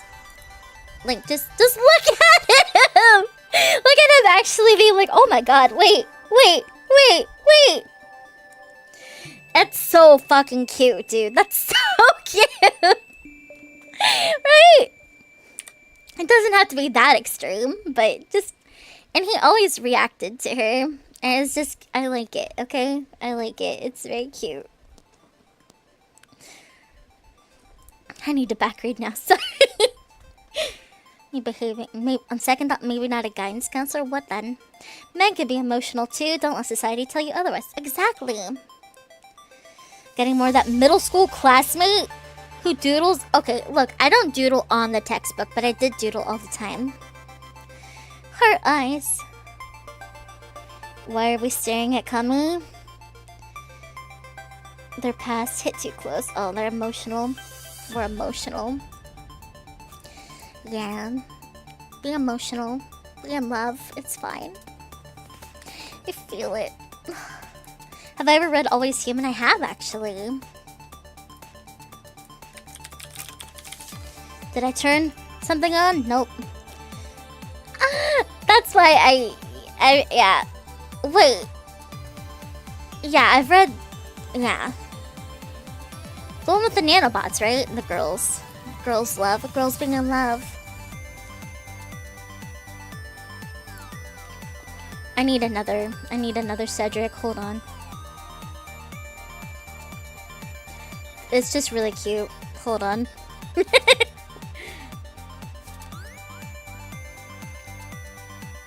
No, where's the one I'm looking for?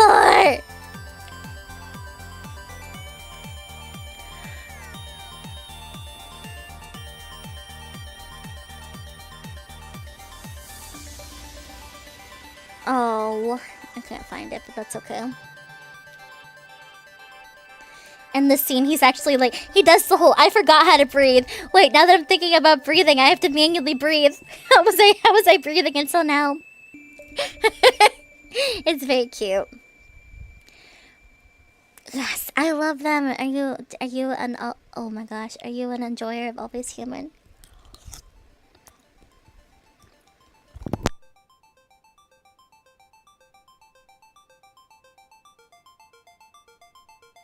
Me too, Wilty. That's one reason why when you guys are nice to me, I just kind of explode. I'm sorry. I'm sorry. It's hard. It's hard. Hey ZG, nice boopers die.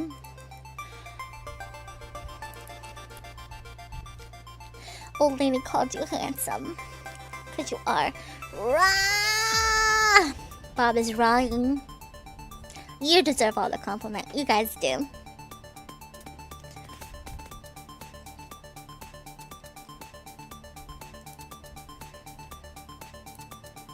But that's what I read this month. Yes, Call Me deserves all the compliments as well. All of you do. You're all so good.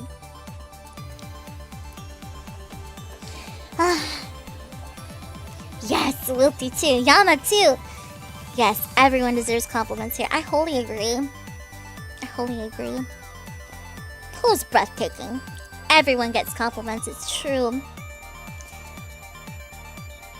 There's so many good things about all of you. I'm gonna get emotional again. I'm so blessed by the starshines. I love you guys. Oh, I love you guys.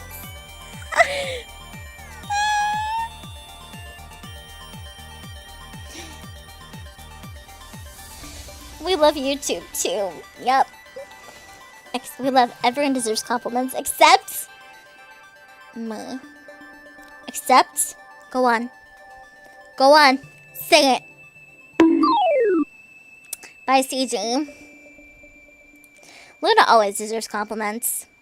I retweeted something the other day on my side account that was like, my best friend looked gorgeous today. I didn't see her, but I just know she did. And I was like, yeah, I know it. That is my strong, beautiful, amazing, irreplaceable, stellar, out of this world best friend that has made my life so much better. Never leave me. I plan to be in the retirement home playing League of Legends with you if they get rid of Vanguard. A new Minecraft realm. You're my favorite person. That's my platonic soulmate.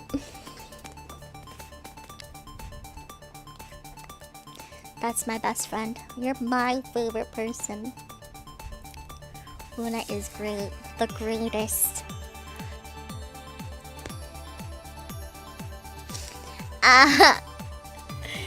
If you wanna be my lover, you gotta give it the first.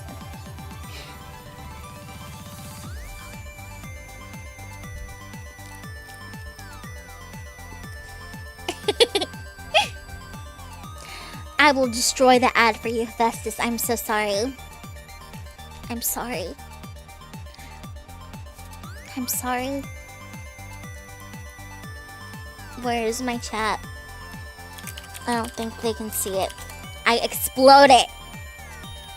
I explode it. I think... Hold on. There's something that JC said in Hex. How long ago now? 4 months ago. That I think is just my fate, if there is one. That's okay. You know, you don't have to turn in homework to yap at me. Anyone. It was stay-at-home, Fujo gamer, streamer, AO3 front pager wife. That's what, if anyone in the future, that's what you sign up for. And my platonic wife, like, she's part of the deal. I'm sorry. Literally us, it's true. It lives in my head rent-free. Hold on, I know I just read it, but where did it go? Where did it go? I just was there. I just had it. Okay, well, I got this. Do I need a screenshot of it? No, but still. I want it. It's not about a need, it's about a want. I just need to keep it forever. I'm gonna name it Truth. Truth. I put all my faces on again because I'm angry. Where do you sign? Where are we signing? This is just, this is this is me. This is me.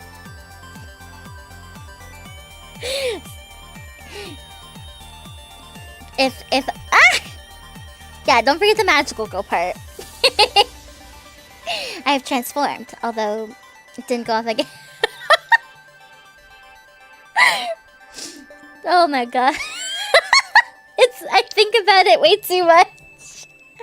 I'm like, man, if anyone ever tries to put a ring on it, this is it. Feel like I need to put this on my forehead as like a warning sign. Like, are you sure? Are you sure? Are you sure? Are you sure about that? Yeah. You also have to be okay with watching all the Lord of the Rings and the Hobbit movies with me. The extended versions. New Twitter profile. Oh my gosh. I think about it sometimes. I'm like, I feel like this should just be my banner. No, I gotta get up. I gotta get up once in a while.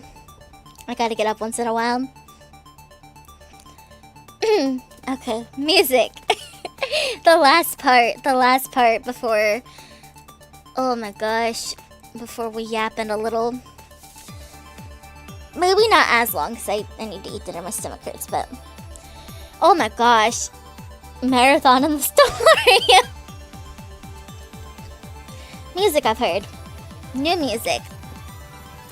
So, first we have If I Was a Vampire by YouGenVinny.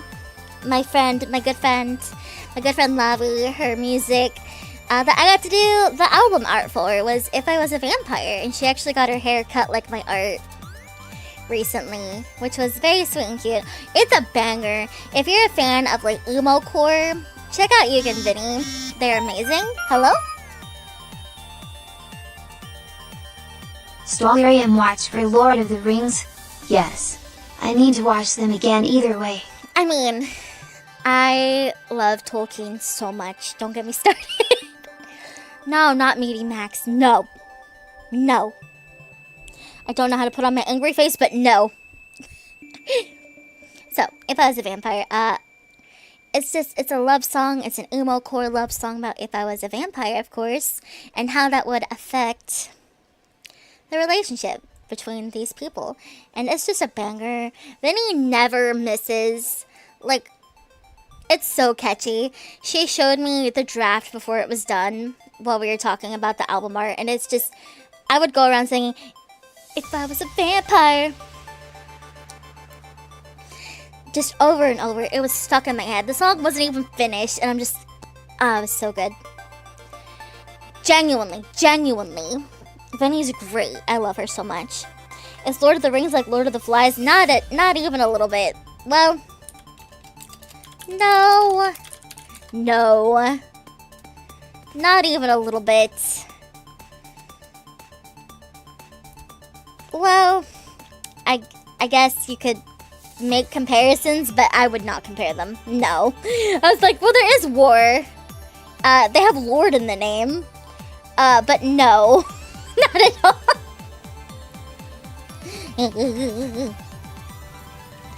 Meat emoji. No, not Meaty Max! Okay, and then Sad Girl Sex by Deco Nina. There are pigs and pig people. I mean, okay. Well, you know, Deco's new song is also a banger, like normal. And I feel like he got the vibe. Like, people didn't get the vibe with Rabbit Hole, so let's just put it in the name.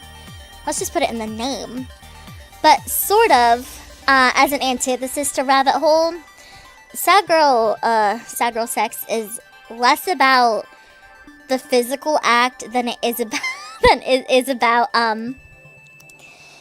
the emotional implications and like almost trying to forcibly make that connection that they feel was lost.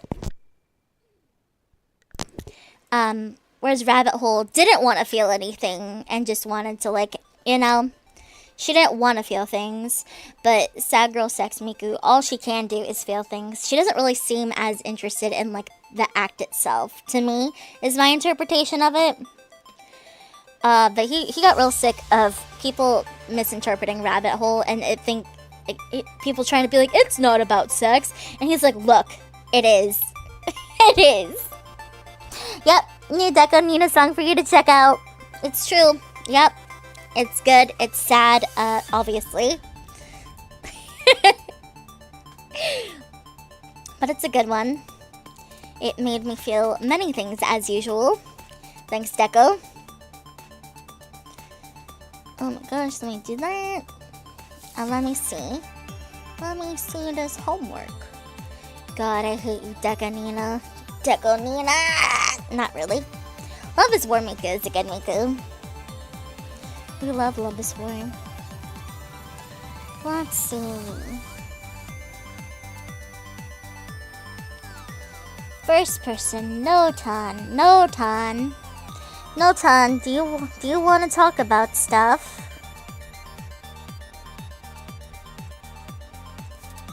Do you want to talk about your media review homework? And if there is anyone that wants to talk about any media that they have consumed over the past month, good, bad, recommended or not, anything in between.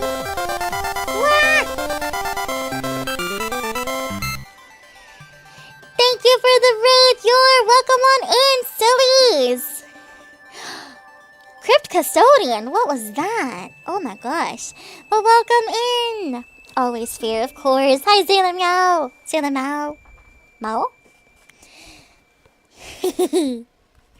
I'm sorry, I have no fear, but I am happy to have you. I'm afraid of nothing. I don't feel fear. Hi, Yor! I hope you had a great stream. Thank you so much. If you don't know me, I'm Sleepy, and we're currently magical beamed and talking about monthly media review. Sailor Meow. It's cute. The Sailor Meow.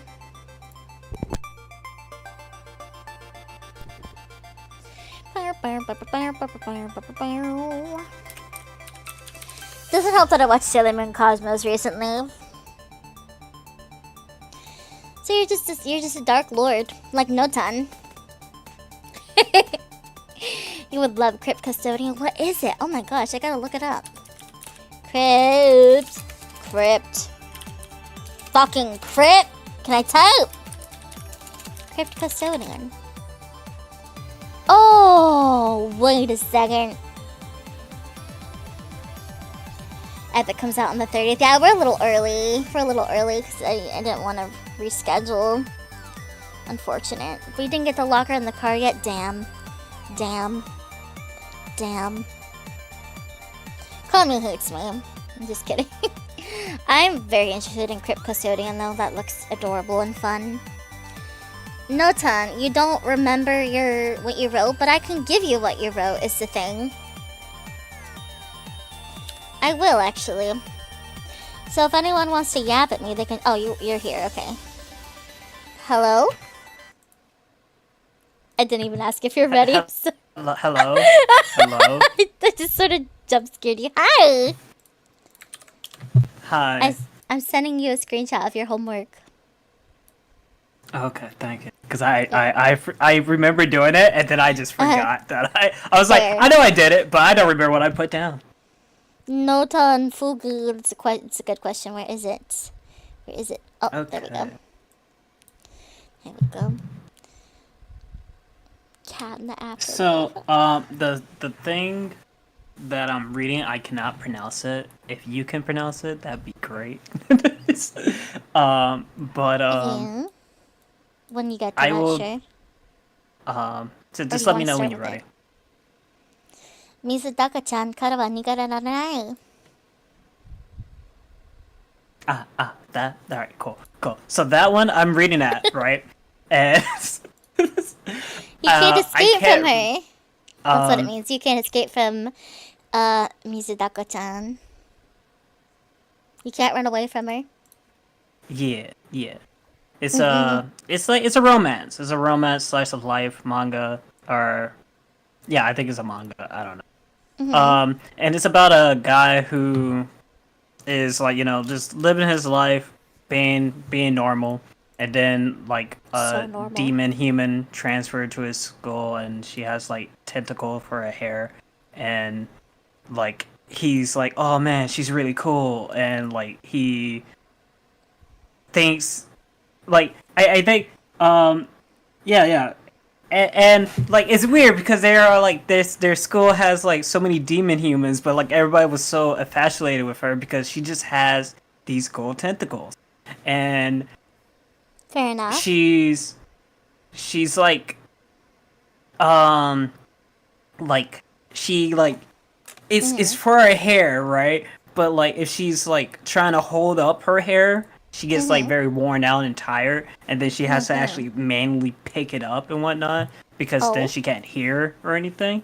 But I think the premise is that they knew each other back in the day when they was younger, but there was an instance where since she can't control, I guess, her ability, wonky things happen. But now she's recently found him because he's the only one who's just like, oh, when the wonky things happen, he takes it in stride. He's just like, fuck yeah, hell yeah, this is pretty fucking cool. And I'm just like, this dude is Magic base. her freak. He's like, wacky magic, let's go. And also the headmaster of the school is a biblical angel, which is, I will 100% say that shit is funny as fuck. That not just like, oh, it's an angel. No, it's a biblically accurate angel and all. Like one single eye, multiple fucking wings, and it can omnipotent see across the school through the TV and whatnot. That shit is funny as hell. But I look forward to it. I just recently started to read it this month, so yeah. Oh yeah, that's pretty new. Nice. It's 10 chapters out so far. So if you want to get it on the ground floor of that. I also read Children of the Ruin. Winter. And I will say that is a manhwa. It's about two brothers that are destined to, carry on the family legacy, right? One of them is gonna have a sword, and the other one's gonna have an armor. And they're like, one's older than the other.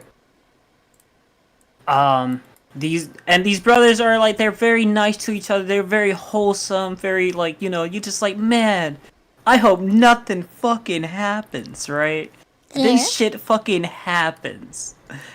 And like, things happen to a point where it's just like, oh man, the family estate gets destroyed because of jealousy or whatever. Or something happens, right? And the older brother is just like, hey, I'm gonna protect my little brother. Even though the father was just like, hey, my son, you need to take the armor and the sword and get the fuck out of Dodge. Forget about everything else. Leave. And he just like, no, I'm not gonna leave my little brother. Get out of here. So our boy, the older brother, comes in. He just like, nah, I'm not gonna leave him. And they all end up at this lake. And this lake is very rumored to be like, oh, there's a monster in the lake. Don't go to the lake. There's a monster there. And one of the bad guys is just like, I can't believe these fuckers are going to the lake. And like, even he's pressed by it. And so everybody's at this lake, and then this say like, Bloodborne, right? Oh yeah, of course. So you know how like if you got like all the umbilical cords, like full moon, you saw like, yeah, something like that fucking happens, right? Really? Something like that happens. Something comes out the fucking If lake. you know, you know. No spoilers. No context spoilers. something just comes out the lake, and then everything goes dark. And What is with you and tentacles today? I don't know, man. It's tentacle And butt the, for no ton. Go on. The younger brother wakes up, and then the older brother is just like, "Yo, everything's alright." And he's just like, I don't remember what happened." He's just like, "Don't worry, everything good." He's just like, "Where's father?" He's just like, "Father's gonna meet up with us. Right now, we just gotta survive and keep on moving on." And so I'm gonna tell you this. At that point, this is like some fucking supernatural shit where just the older brother just like, "Come on, Sam, we gotta keep on going," type of deal. I'm not going to lie, that's what I was getting from. But eventually, it turns out that the older brother is slowly losing his shit. Oh. It is bad, and it's just like he's holding on, and he's just like, I gotta show my older brother, like, yo, in this world, you're gonna have to deal with some shit. Like, you know, people are going to try to feed you maggots and soup because you look proper, because you, like, we're of royal family, and commoners do look down on royal family when they're by themselves and they don't have their entourage type of deal. And that's what was happening. And the older brother's like just straight up is like brutal, beating people up, and the little brother just like is like freaking the fuck out. He's just like, "Don't worry, we good. I just have to show you sometimes my fierce side, but we're gonna get through this together," type of deal. Of course. At one night, the little brother has like a nightmare where he's getting choked for some odd reason, and you don't know why. And he wakes up, Why am I and then choked? yeah. He wakes up, and then he just like, "Oh, all right. It's just there's nobody here, but my older brother is laying down on the ground, and he doesn't have blanket on, so I'm gonna put a blanket on him." And it's just that the older brother is, like I said, he's slowly losing his shit. And it turns out that what happened in the lake was really bad, where the older brother took in whatever was in the lake inside of him. And he is just purely off of pure willpower trying to keep his like to get his little brother into a safer spot. But it got so bad that the little brother actually catch his older brother in the act of him like trying to kill him, and he's just like, "All right, this ain't gonna work. I need you to take the sword. I need you to take the sword, dude." And the little brother was just like, "All right, I will do this." And the older brother was just like, I remember everything. And he just like, he's no longer sleeping. He's like remembering the past about the last person who was at the lake, and he's just like, "You know what? I can't be selfish." And he just, the one thing I will say, this does have a dark theme of like suicide in this one chapter, but he like dig his own grave, right? And he does something that like I didn't even think that you could fucking do. How he fucking offed himself, I'm gonna be honest. But he put his sword in the ground, then jumped onto it, like impelled himself, and then pulled himself out of it. And I'm just like, yo, is this Danganronpa? Like, is this hello? Mom, I didn't think you could do that. I thought he was just gonna do it like normally. But like my man dug his own grave and did that shit. And I had to commend him because like, one, he really did not want to harm his little brother, nor did he want to lose himself completely. And this is like the first 10, maybe even 15 chapters. And it was just like I will say like this is like a standing on to a point like, yeah, this is memorable only due to the relationship between the older brother and the younger brother. And like that's some shit that like you want to see, you know. Like, sure, it's not a happy ending, and I have no idea where they're gonna go from now. I really don't. Because the little brother is just having his older brother just like, hey, you gotta survive. Aww. You know, in his Yeah. head. So he's kind of questioning everything that's gonna be coming his way, and I'm looking forward to that.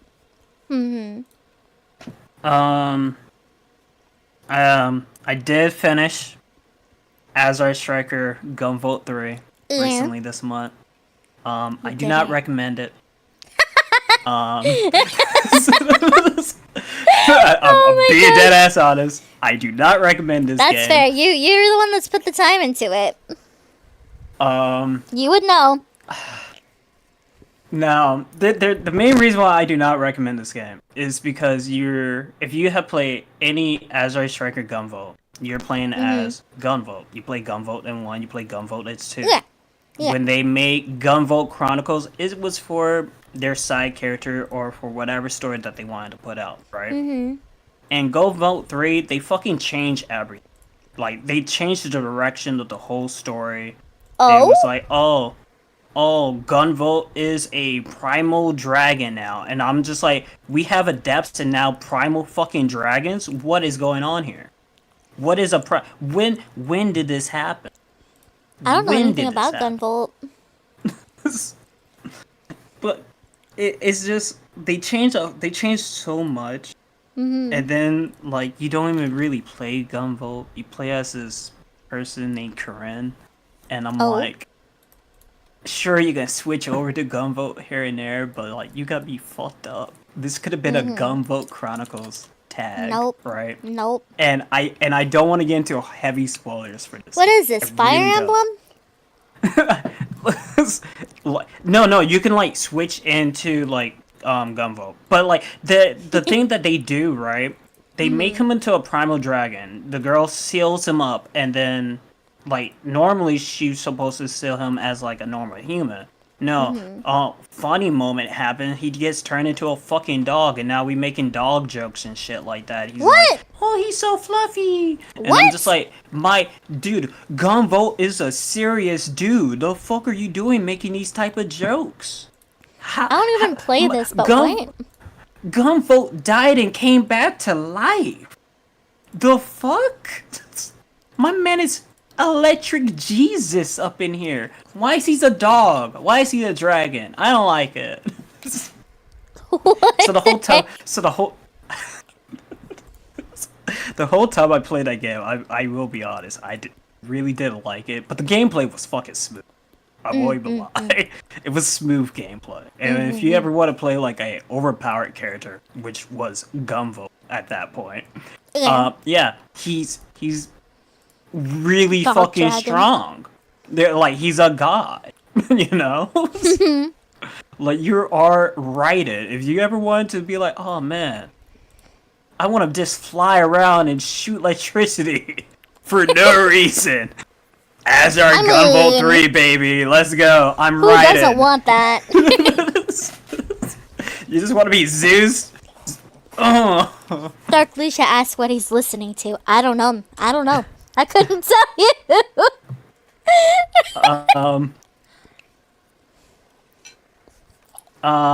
The one thing I will say, the game does have 2 endings. It has a normal ending, right? Which is, I will consider bullshit. It is a bullshit. And then their true ending is like, oh, okay, so where are we going now? Like, what was the point? You know? This with no context is really funny. Like, what do you... I'm talking about Azar Gunvolt 3! Yeah. Like, I mean, I could tell you what happened at the end. No, it's fine. I just don't like it because it's just like this. Like, I get what Azar Gunvolt's whole premise is. And it's just like a guy who wanted to save a girl in the first game. So he does that.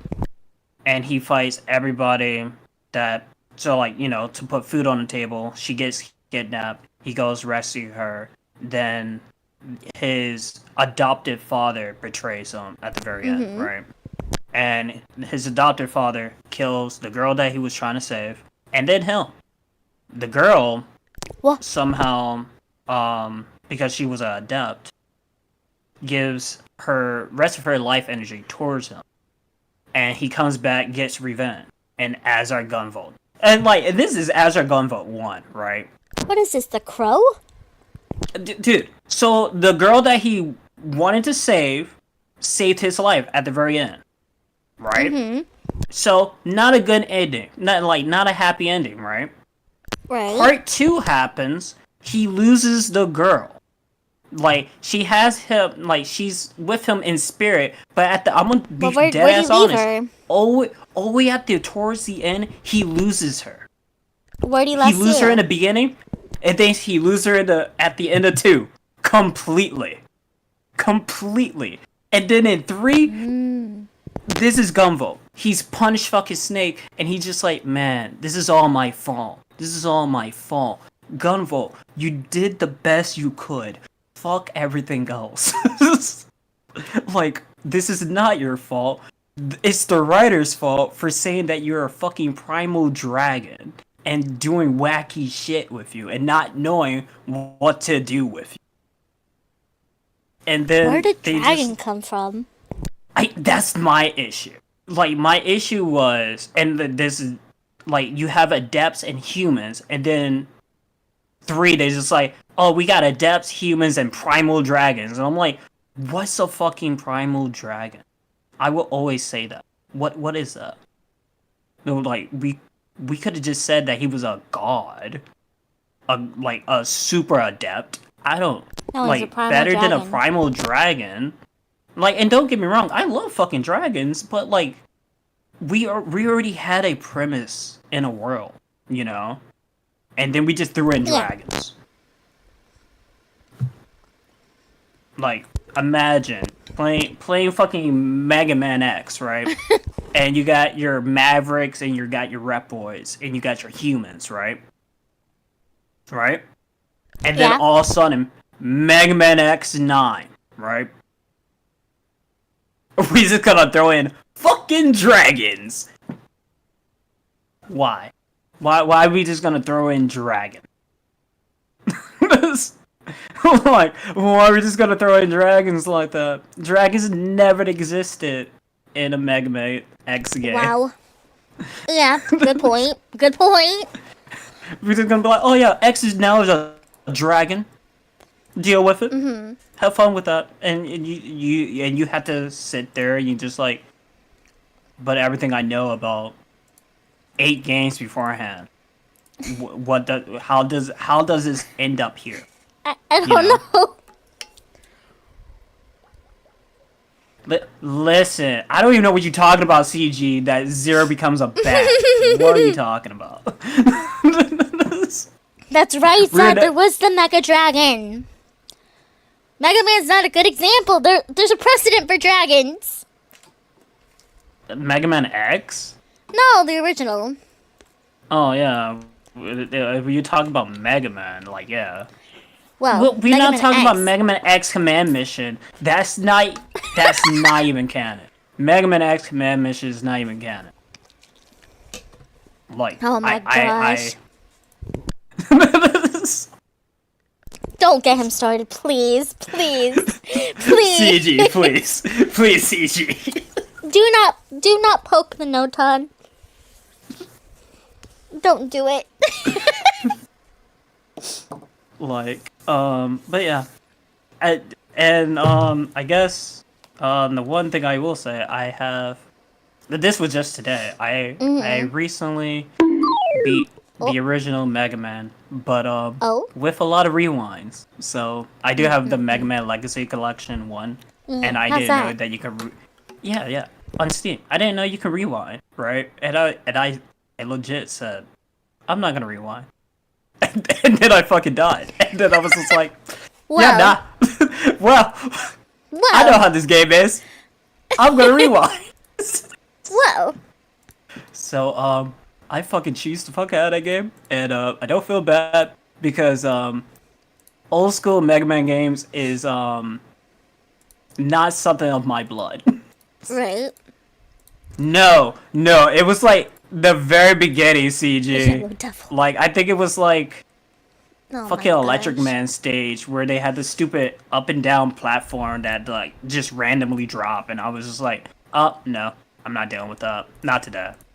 I got Not today. I got 9 games I gotta go through for Mega Man, and I want to go through at least one Mega Man game per stream. And the Yellow Death is not annoying. The Yellow Death is annoying. My bad, not Death. Yellow Devil is annoying, but easy to avoid if you just do the patterns correctly. But yeah. But that's all. Yeah. But yeah, I do recommend those two, the manga and the manhwa, 100%. But if you ever get into Azar Striker Gunvolt, just play 1, 2, and then the Chronicles. But don't play 3. Just don't play 3. I'll be honest, I feel there's something about sequels now that just fuck everything over. I mean, in my opinion. No CG. I don't know how you like Primal Dragons. I don't even know if you play it as our oh my gosh. Striker Okay, Gunvolt 3. alright. We're done. He's just trying to get you. Don't worry, no ton. I got you. Wow. Thank you for sharing. Oh, well, getting bonked again. So that was Mizudaka-chan Karawa Nigarara, Children of the Ruined Winter, and Azure Striker Gunvolt 3. Nice. Oh, but Noton didn't even say bye. Damn, bye Noton. I pet you. Not the double bonk. Let's make it a triple. Alright. Who do we have next?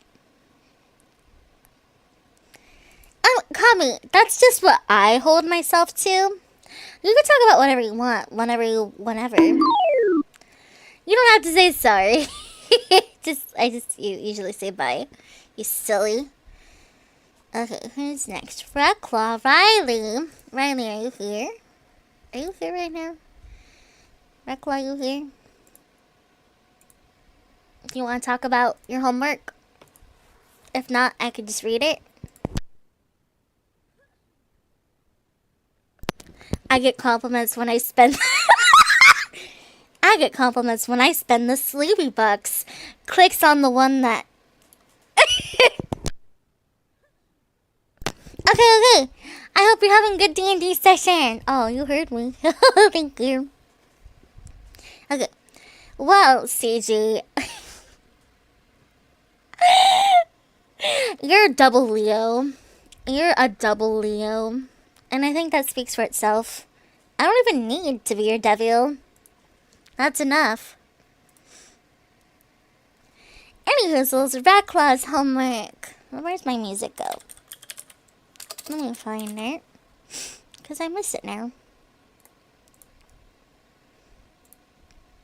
Oh yeah, you are a triple Leo. That's what I was going for, but my brain. You are a triple Leo, and that speaks for itself. You thought double was bad. My goodness. It means sun, moon, and rising houses are all in Leo, which is very rare. No. You want to know what triple Leo means? It means you're fucking needy.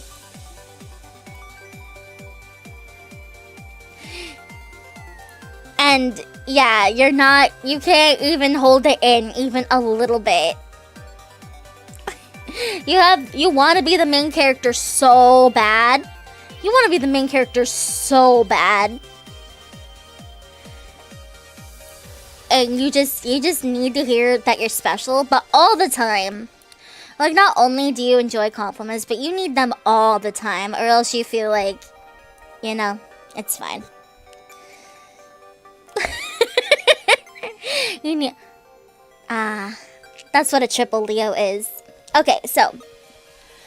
hold on. So your sun sign... okay, alright. I should do a birth chart stream sometime. I should do that sometime. But... so... there is. Your sun sign represents, like, outwardly who you are, your ego, your motivations, how you present yourself to the world. Your moon sign is your emotions, your inner self, how you might see yourself or feel about yourself. And your rising sign, also known as your ascendant sign, is like what you're putting out into the world at large. Right? Like your sun's like your core, the moon is your reflection, and your rising sign is just your overall vibe, kinda. Homestead. True. You would like that stream? Okay, maybe we'll actually do it then.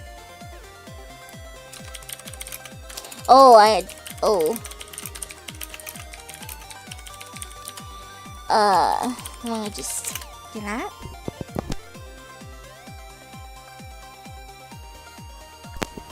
Bench. We share we're believer sons. But your sun sign is typically like what is associated with, like, when someone's like, oh, like when I say I'm a Libra sun. It's not very common to have a lot of overlap. They are very different. But our cores are the same. I think it would be interesting though. We might do that. Right, Riley's homework. Let me fucking find this. Alright. Raklaw has watched the anime Showagen no Kurakugo Shinju, adapted from the manga by Haruko Kumota. Oh my gosh.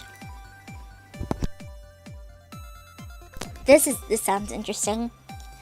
And the comic The Power Fantasy, written by Kieran Gillen, art by Casper Wynyard. Ooh. Okay, let's see. Showagen no Kurakugo Shinju depicts the life of a famous Rakugo performer, Yakumo, starting near the height of his fame before flashing back to the beginnings of his training and career. The second season then jumps back to 10 years after the story started, continuing Yakumo's story as he nears the end of his life. That sounds beautiful. If you don't know, Rakugo is a form of, like, theatrical comedy, I think, where it's like very simple but very performative. It's a limited form of comedy and like spoken word. So that sounds extremely interesting. My knowledge on Rakugo itself is very limited, so that sounds interesting. Hephaestus is a Capricorn! Let's go! The Power Fantasy is a new comic series. Issue 2 is out today. That's an alt history sort of story where people with extraordinary powers start appearing around the time of the Cold War. What happens to the world when people who control powers equivalent to those of nuclear arsenal appear? What does it take to make sure those powers never conflict with each other? The first issue showed a lot of promise, enticing the reader with so many little details that make you want to learn more about the world, who these superpowered individuals are, and how they interact with each other or the world at large. Arson indeed! Oh my gosh. My throat. Would you recommend or not recommend any of them, and why? Raklaw would recommend both. I went into Showagen no Kurakugo Shinju with no knowledge and low expectations, and it was stunning. I love the frame narrative of the first season with Yakumo, a renowned storyteller, retelling his own story, and maybe embellishing parts, who knows? Since the story charts his life, you also see how the world around Yakumo changes over the course of his life, how Japan gets rocked by World War II and the societal, technological, and artistic changes that come post-war. Rakugo is also a performing art all about storytelling, and throughout the narrative we get to see the same story being told multiple times by different performers or by the same performer at different points in their life. Without spoiling anything, there's an episode of Season 2 that feels like we're watching a Rakugo story playing out before our eyes. That sounds immensely compelling and beautiful, and I actually might have to give that a look. That sounds so fascinating from a storytelling perspective. I had only learned about Rakugo in the newest Shonen Jump series, Akane Banashi, which I also recommend. But this series is absolutely incredible, truly one of my new favorites of all time. Well, you've sold me, Reclaw. The power fantasy is still early, but I've liked some of Kieran Gillen's previous works, and I'm interested to see where the comic goes.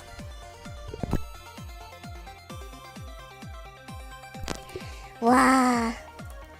I sort of like the premise of the power fantasy, and I like that it's kind of just titled what it is, the power fantasy. You're getting what you know, you're getting what's on the package.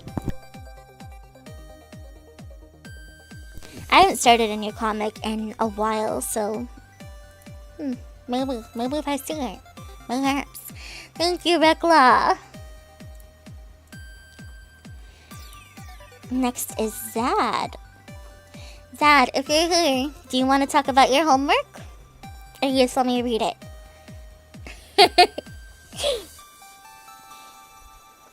The way Rekla introduces things, I'm just like, man.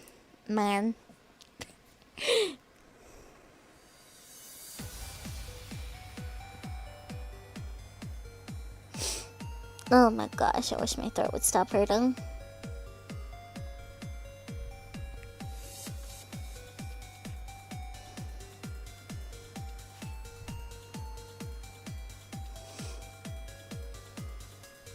We do love Riley. We do. Okay, Zad, I don't want to jump scare you by adding you in. So let me know if you're ready. I see you in the waiting room, though. Enter the hydration station before I dehydrate? I might.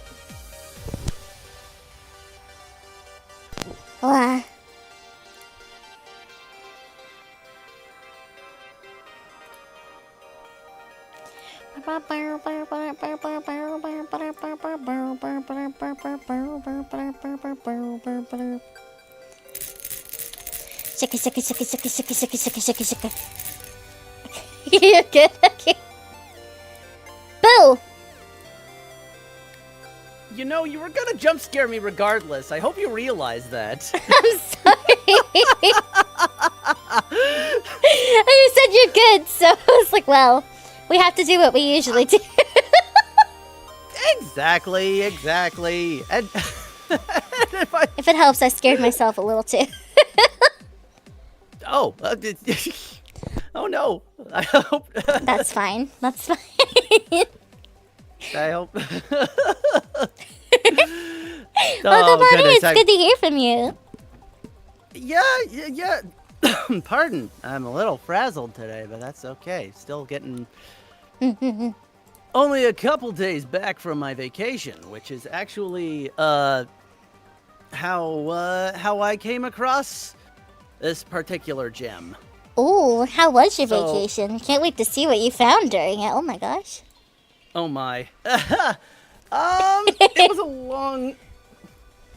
It was a long kind of. It was a long trip.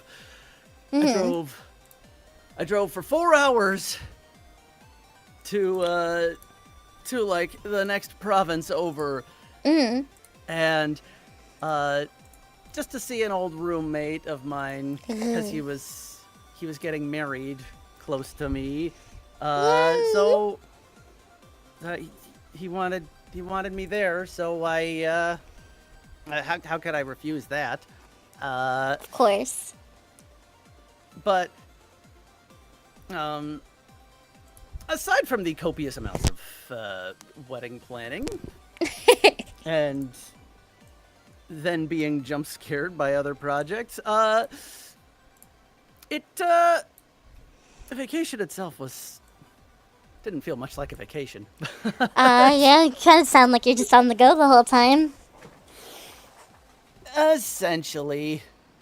But particularly, with this particular old roommate of mine. He's the kind that makes sure you know about, at least know about, like, all of the current anime. I don't know how this man had time for, like, everything. So when I told him, like, you know, I haven't really watched a whole lot. I haven't kept up with much in the last, I don't know, like 3 years. He said, like, what? No, we're sitting you down and we're watching, like, we're just watching anime nonstop whenever we have a minute. I hope you realize this. So what he ended up, so aside from, like, the entire 2024 lineup that he essentially ran me through the first episode of, Oh my gosh! Hi, Amy. oh my,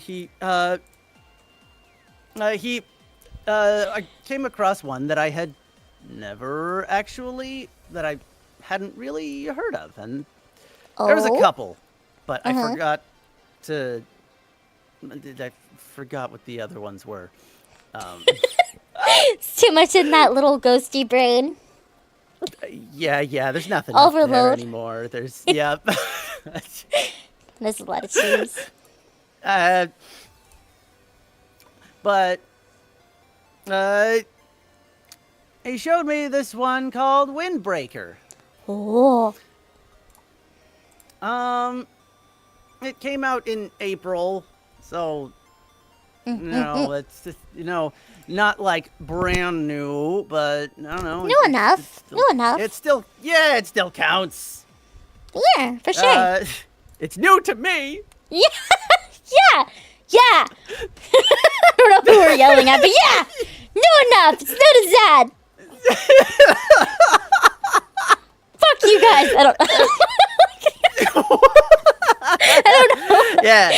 Yeah. Tell him, man. Yeah. Suddenly more fired up about this than me. Okay. That's the energy I wanted to achieve. Okay. Oh my god. Okay. Tell us about that. I don't know how he settled on this one being, like, one that I would enjoy, but I kind of did. So, Windbreaker is the story of a lonely delinquent by the name of Haruka Sakura. And all his life, he's been looked down upon. And as a delinquent, he has a lot of trauma from, like, people not giving him a chance because he looks a certain way. Oh yeah. Because he looks weird, quote unquote. Though his design is actually kind of cool. Oh. Like it's really, I really like the detail in his design because, like, he has, like, the two-toned hair. Like, half of his hair is black and half of his hair is white. And, like, that's nothing new on its own. Yeah. But the fact they went the extra mile that I really liked about it, and it's just the little details, but it's just like they made his eyebrows match. Like, his left eyebrow is black and his right eyebrow is white, because it's, like, all natural. Wait, I actually like that. Sorry. Right? That really adds a whole lot, I feel like. Surprisingly so. You'd think it's like, oh, what are you talking about? It's just a small thing. But the small things, who does that? Any other time we've seen somebody with, like, multicolored hair, you don't see them with, like, multicolored eyebrows.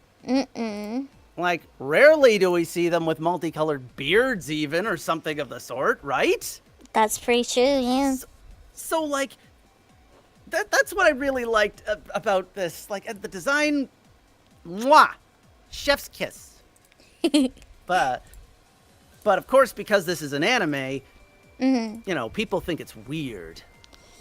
Yeah, that's so weird. Like, oh, he looks like he's cursed.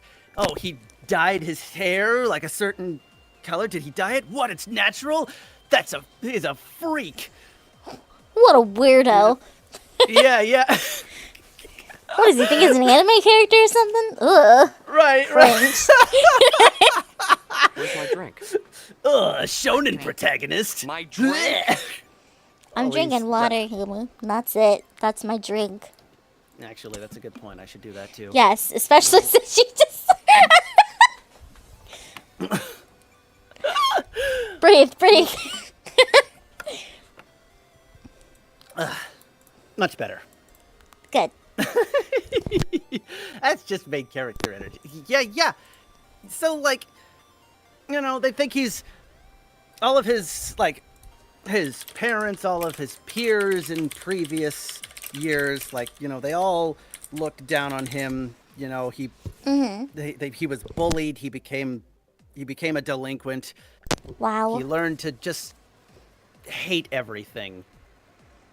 And so his ambition in life, as you know, if I'm gonna be called a reject, if you know I'm gonna be called some low-life scum, I'm gonna be the lowest of the low-life scum.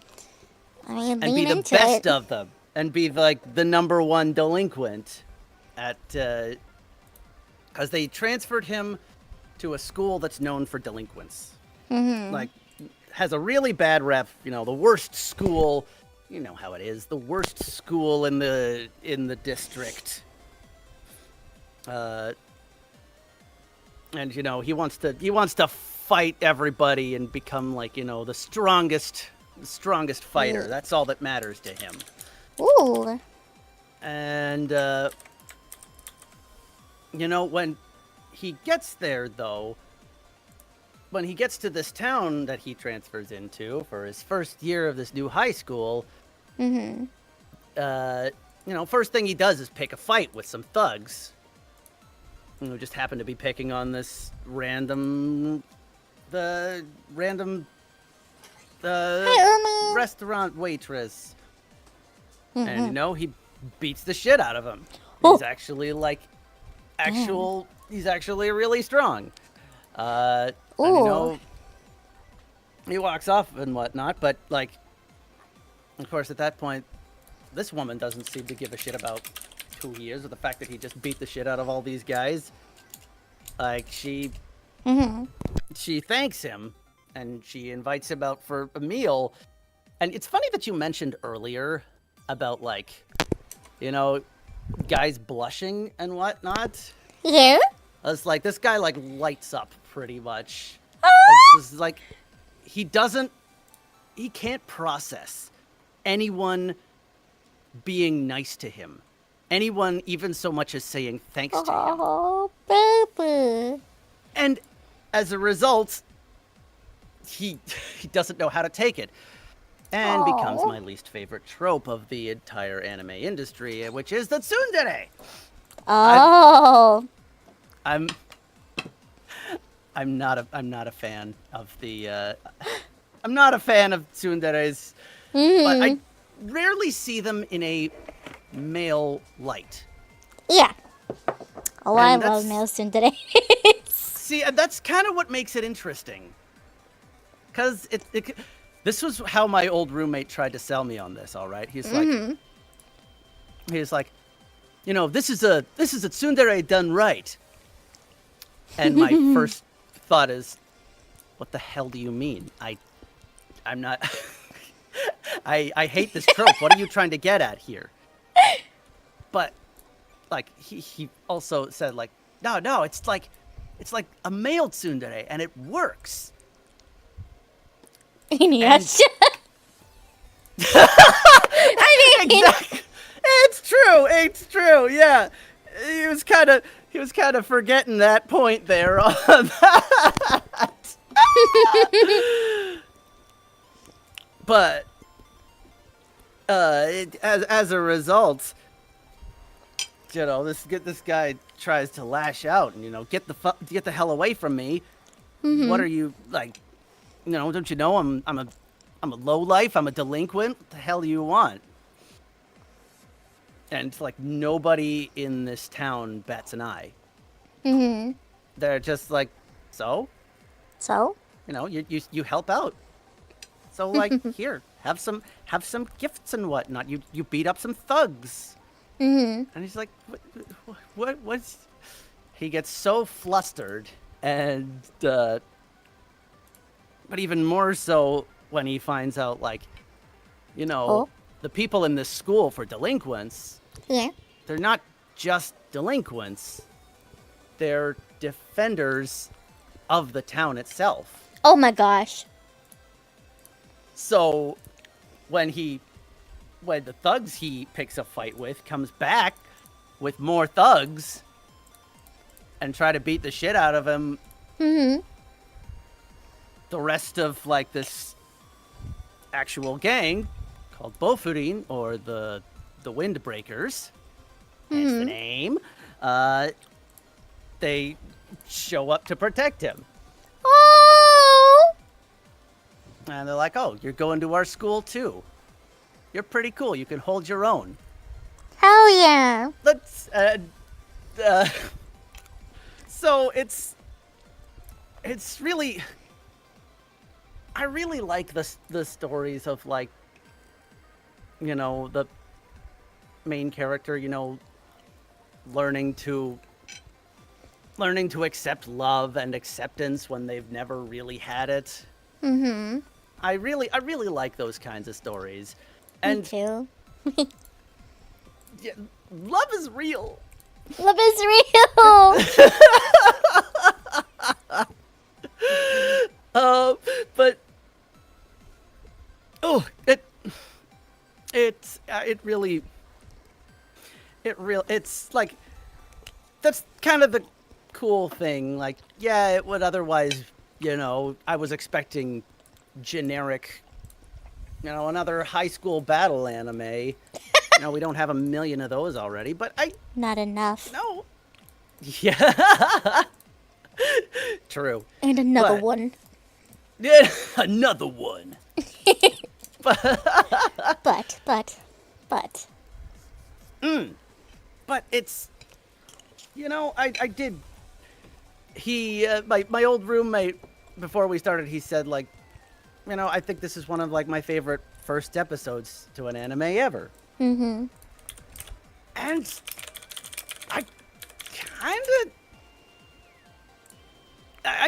kind of agree. I don't know if it's, like, one of the best, like, first episodes in anime history or anything like that, but it is a really good introduction to it, and I don't know, and it's kind of fun, and it's kind of heartwarming. It's like tugs at all the right heartstrings for me, because I really like that kind of stuff. Yeah. Especially once we start getting into like the other like members of the cast as well. Which at that point my buddy said, like, oh, hey, one of these characters is really Zadcore. Oh? I'm like, what does that even mean? What does that even mean? What do you think Zadcore is to you? And then I looked and it was like, and the character was introduced and it was like the wimp that keeps on trying, and I'm like, what's the name? I don't know how to feel about that. What's the name? Drop the name of the character. Exposed. Oh no. Oh shit, what was I'll his just name? watch Hold it and I'll guess. No, it's like, oh, why can't I? Vegeta period. Not just towards Goku. Oof. You seen that man with his wife? Oh, Akihiko Nire is what. I see. He's the guy that's like, he thought was like. I looked at his Zadcore, face. I see. What? see. Hey, wait a minute. You weren't supposed to agree with that. I don't know anything about him. I'm just saying. The look on this kid's face that I see in this image. I can see. Damn it. I'll have to see. I'll have to watch it and see. Vegeta is an amazing husband, okay? Goku is non-existent. I mean, true. Vegeta is like the action. He says that he doesn't care, but he's soon, but in a good way. He's always there. He always shows up for Bulma and for Trunks. Yes, always. We love Vegeta here. Vegeta is actually great. Which a better husband and father than Goku ever will be. Mm-hmm.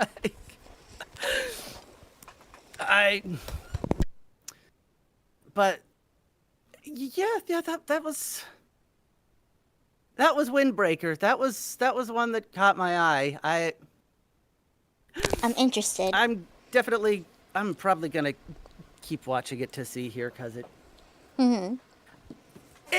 did pique my interest. I mean, again, when I have time, because the whole reason that I haven't been keeping up is that it's just, busy with other things. Yeah, I feel that. I'm sure you noticed the only new thing I've watched was Tekken. Yeah. And that's only because we mandated the time. It's still learning. Yeah. Having to schedule out like every individual moment of your life. Unfortunately, kinda, yeah. Yeah. Like, I mean, like I said, if I fell off Fields of Mystery because if I'm not on stream playing it, I'm probably not having the time to do it. True. This is my scheduled sleepy activities. Yeah, scheduled sleepy fun. Yep.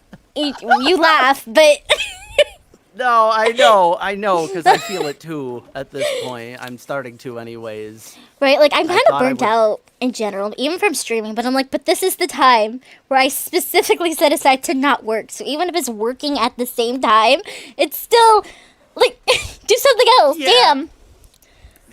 Yeah, it's true. Yeah, you need that time.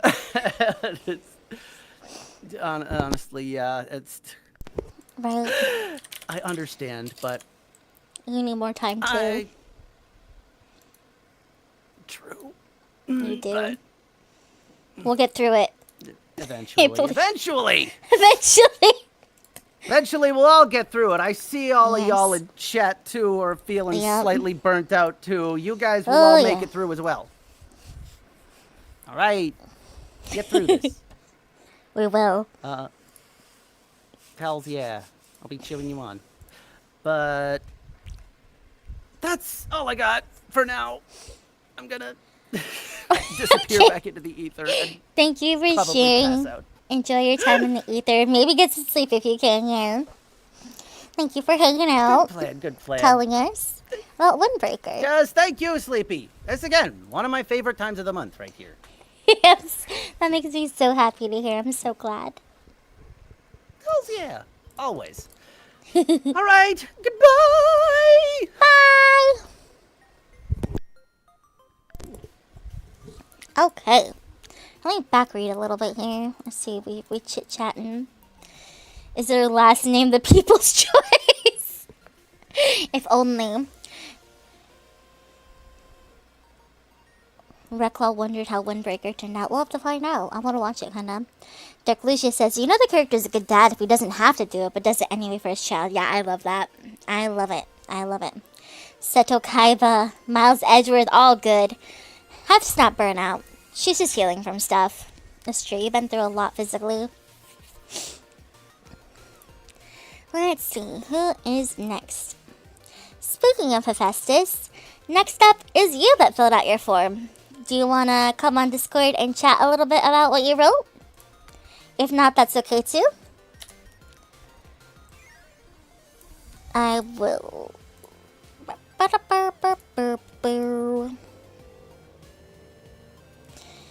Oh my gosh, I'm feeling eepy now. Okay, I see you. I'm gonna drag you in. Hi, Festus. Hi. Hi, how you feeling? I sent you your homework in case you need a refresher.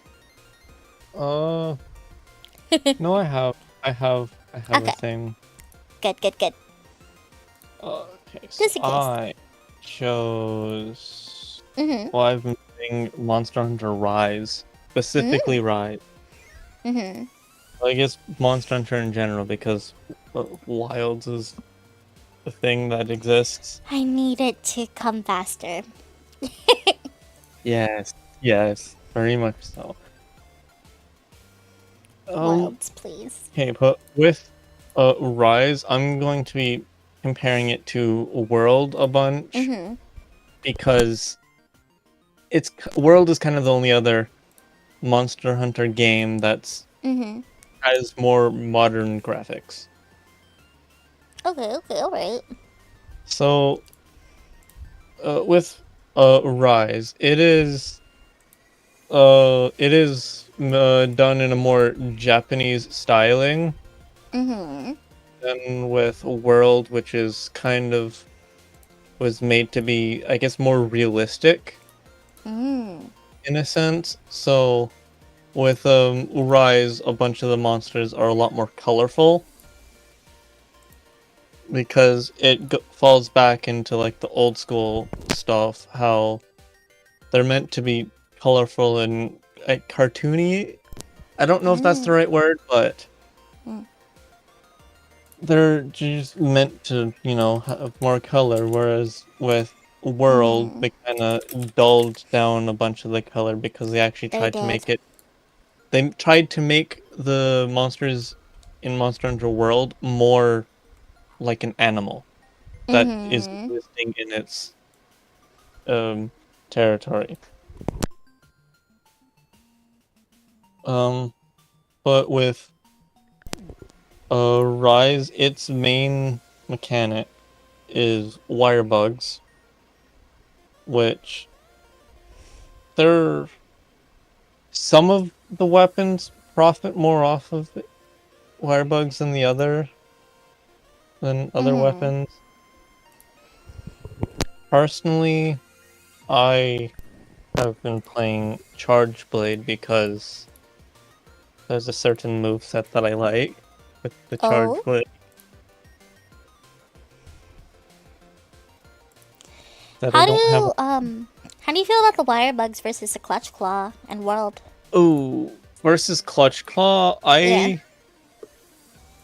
I'd say that, I'm on the fence because like the wire bugs, they're neat and all, they're good for mobility. I personally think if I were to compare 1-to-1 the World gun lance with the Rise gun lance, I would very much prefer the Rise gun lance. This is not including the blast dash that it gets. Yeah, just the base. It's just base World gun lance with clutch claw and Rise gun lance with wire bugs. The Rise gun lance is so much more mobile. Yeah. Which is what the gun lance kind of lacks. Because even like with the World lance, it still has a charge, like a full-on shield up when you start running. So it still has mobility. Whereas the gun lance doesn't really have that. Yeah, that's pretty true. I feel like Rise has been really good for the the fluidity and mobileness of movements. Yeah. World felt very heavy. Yeah. Not in a negative way, just a difference.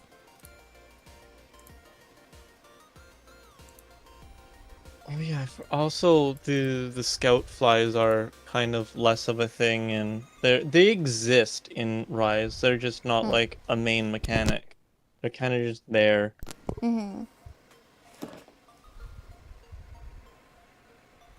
Um, with to me, World felt more like a hunting game. Yeah. I get that it's Monster Hunter, but the franchise I feel like is supposed to be like a boss rush-esque game. Yeah, I think that's the right term.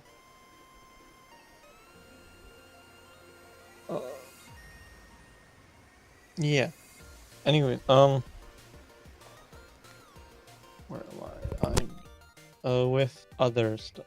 Another thing that's in Rise is the Palamute, which is other words, a doggo.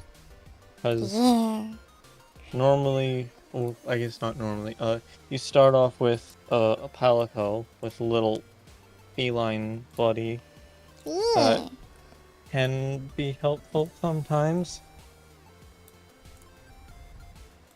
And then that's with World, you get just a palico and you only get one.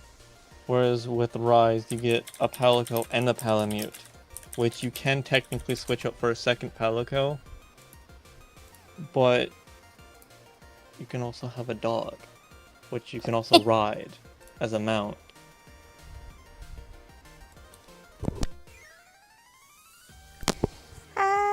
Which, you know, it's an actual mount that you can have that's not locked behind DLC. It's pretty true.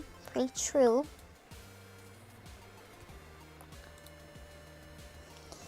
So, when do you take multiplayer? Since you have to pick one. Yeah. I would very much choose Rise for multiplayer because it's actually made for multiplayer. Would you take your Palamute or Palgobo?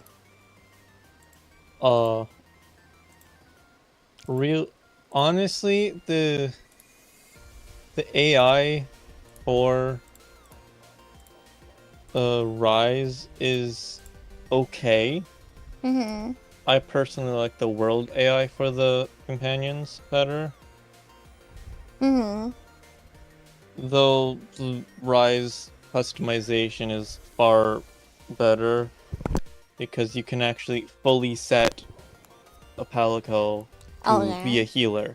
Yeah, for sure. But yeah, whereas with World, it's just a general thing. Like, yeah, you should heal a little bit more, but then they're also still fighting. Pretty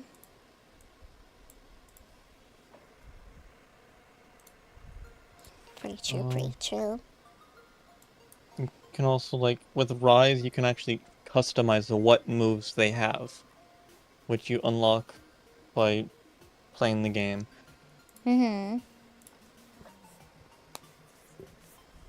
Well, technically it's completing little side quests and whatnot.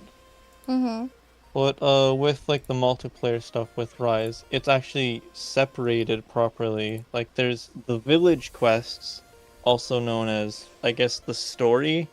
And then there's the hub quests, which are the gathering hub, which is meant for multiplayer. Right. Dark Lucia asks, what's your favorite monster lore of the game? You want to answer that too? Oh yeah, my favorite monster for Rise? Yeah, you're like lore, like why they are the way they are. Rise. Yeah, Rise. Yeah. See, normally, if it was just general, I would say Glavenus because I'm a simple-minded individual. It's a T-Rex with a sword tail that breathes fire. Yeah, it sharpens his own tail. Yeah. That's cool. Specifically, I like the Hellblade variant because because fire. Fire. But for specifically for Rise, that's actually kind of difficult. Because I don't really remember the names of them. I guess I would go with the rocket dragon. I forget what it's called. Oh my gosh. My brain. Where did it go? Now I can't remember either. Holy sh... Oh. Come on, brain. Come on, brain. Please. Now I have to look this up. Trying to get memory. That is not the...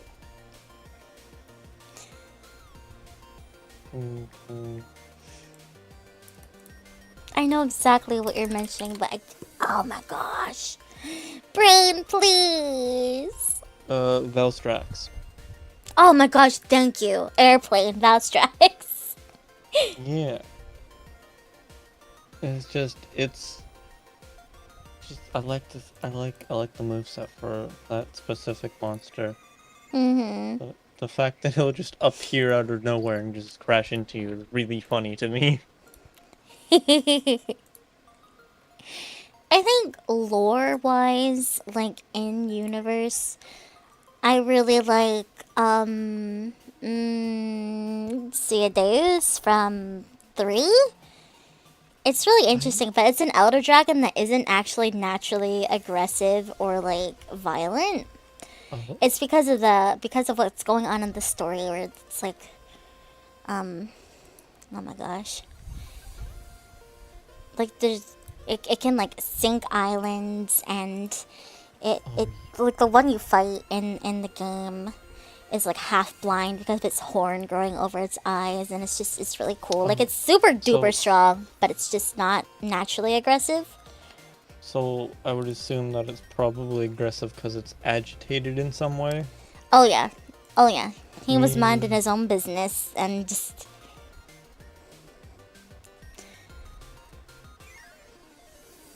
And he's like an elder dragon that's actually old. Plus, I do kind of miss the water fighting. Yeah, elder dragon. He's an old man. You kids. I also like how with the actual art styling for the monster icons. I don't know if I'm gonna pronounce this right, but I'm going to attempt anyways. I believe it is the Sumi style painting. Yeah, Sumi. Nice. Yeah. And it's, it's actually, all of them are actually within, like, I don't know exact measurements, but they're, like, within a cube shape. Yeah. Or somewhat within a cube. They got that inky look. It's very appealing. I really like it. Right.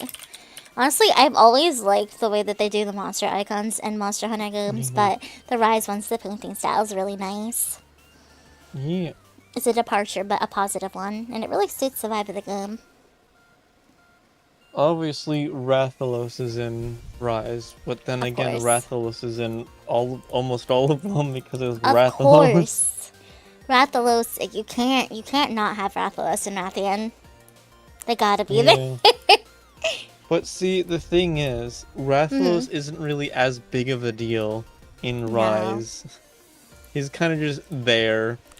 Whereas in World, they actually, made it more of a big deal. Like, oh, this is the top predator for this area. Whoa. Oh. Scary.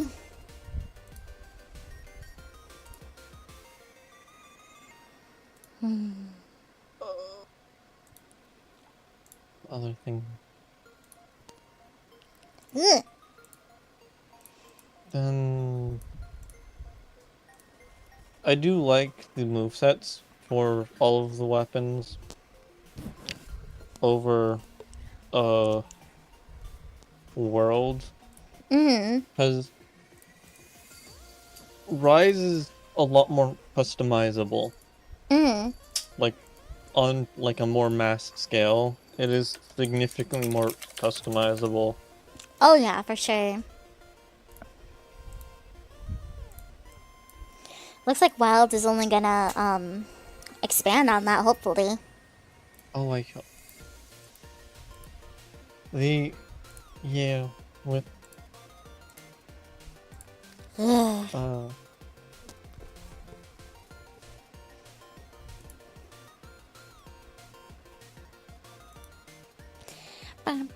I personally, with Wilds, I personally may end up being a bowman. Ooh, a bowman. Normally, I steer clear of the bow because it's just never made sense to me. They made it look a lot more fun, honestly. Yeah. Actually, like, I've been a Switch Axe main since Try. Like, I think we all make fun of me for it. But hey, but actually, like, all the videos are like, maybe I'll branch out a little more again. And it's not the only thing I can play, but they made everything look really, like, I want to give everything a new try, almost like a new start and see how it feels. To be fair, I have very much great respect for Switch Axe players that remain Switch Axe players. And specifically the ones that actually know what they're doing. And, well, no, okay, I have a specific story for this. I was playing Rise. I think it was Rise. It was when I was playing Rise on the Switch. The one I've been playing this month is I'm starting new on PC. Because it's more widely available to. I feel this. That's exactly what I did here. Just stuff. Just more. But I was playing Rise on the Switch. And I don't remember. I think I was fighting one of the later DLC monsters, which will remain unnamed for spoiler purposes. Yes. But I was fighting it. And it was specifically a hub quest for it. And so anybody could join it. So I was playing it. I think I was using light bowgun at the time. Just testing it out because I felt like shooting stuff. Yeah. And sometimes, I didn't feel like weighing. Yeah. So I was kind of not doing too well. It was kind of using me as a chew toy. And this Switch Axe player comes in and just knocks it over almost immediately. And just starts bullying it, essentially. Oh my gosh. Not the bullying. Poor creature. Yeah. Aww. Like it was no longer hunting. It was bullying. Like, Aww. Look, sometimes it ends there, up and you know the one move where you go into the sword and you do the one discharge move, but it changes and you actually physically jump onto the monster and then do the proper. They pulled that off like 8 different times. Love Zero Sum. So good. I'm pretty sure that was the exact point where it started. Hey, I kind of want to try this out now. I don't blame you. It's like, whoa. I want to do that. Yeah. It's one of those things where you see someone playing a certain weapon, and they're really good at it, and they're pulling out all the super flashy moves. like, yo, I want to do that. So then One you of the switch best to it, and you absolutely are essentially you're really bad at it for the first few. Yeah. Like, wait, hang on, why can't I do? Oh my gosh, I hate that. It's a bad feeling. What am I doing wrong? Why? It's supposed to be cool. And then The you fluff. know, go on that spiral where you become partially obsessed with the weapon, and your search history changes, and it's just, how would this work? Right.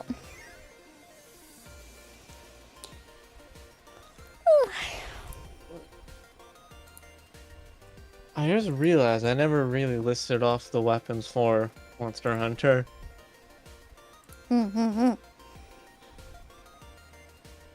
As well, it's more or less the same as, well, it is the same as World. There's the main one, technically the main one, the Great Sword, and then its blunt variant, Hammer. Then we go to Dual Blades, then Long Sword. I'm doing this based off of my own knowledge. I'm not looking any of this up. So we have those 4. Then we have Bow.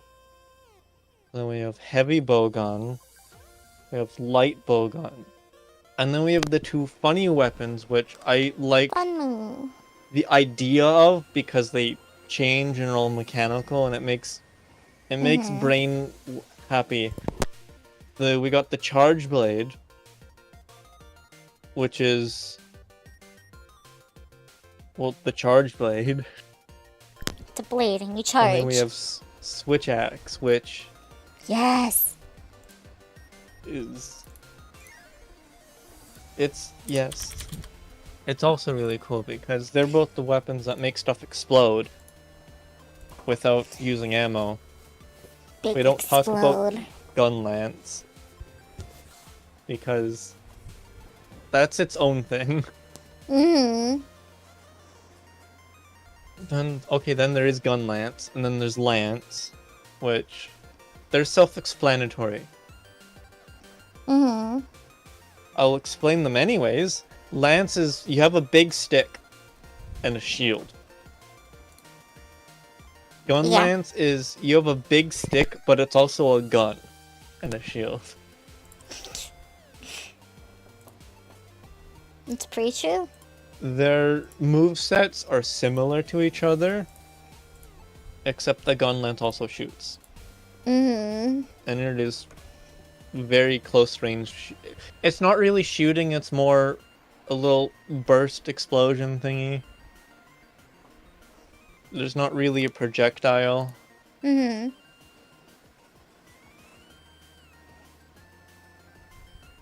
there is Sword and Shield, which it's there. They are there.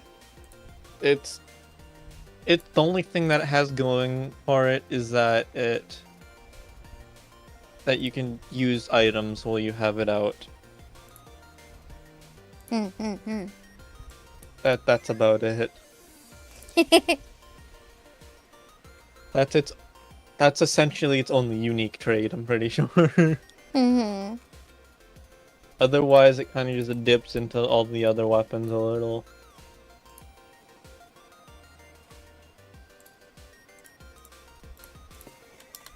Pretty true, pretty true. Pretty sure. This is technically just Monster Hunter in general. I'm pretty sure I started out as a heavy bowgun user. Because I couldn't grasp the concept of having to sharpen your weapon every 2 seconds. And I thought, hey, that's just completely inconvenient and strategically just not good because you're vulnerable for that time. Yeah. So let's just use a gun. Because a gun. the reloading time is significantly smaller than the sharpening time. Mm-hmm. And then I come to the thing, oh wait, hang on, heavy bowgun doesn't actually do that much damage comparative to, I don't know, Contrary to hammer what or you might something like think. that. Yeah. Like, it's good, but it's also uses ammo. Mm-hmm. And it's technically, the community has considered it one of the support weapons. Mm-hmm. Along with hunting horn, which hunting horn is also a thing. Which I forgot to mention. Which was why I'm mentioning it now. On shrimp, imagine.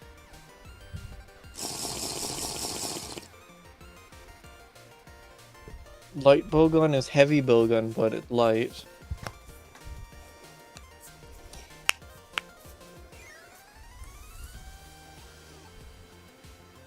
Medium bowgun. Goodbye. Medium bowgun is... I think was...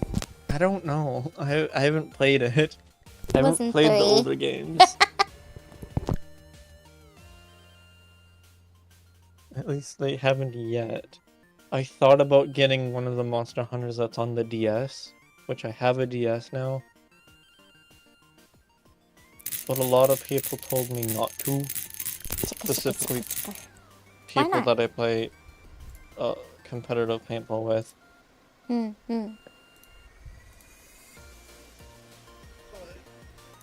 I don't think I have to listen to them. I want to experience what the older games were like. Yeah, if you want to, do it. I'd say go for it. Also because I want to see Hellblade Glavenus. Yes. Because Hellblade Glavenus is only in the older games. Mm-hmm. Along with Bloodbath Diablos.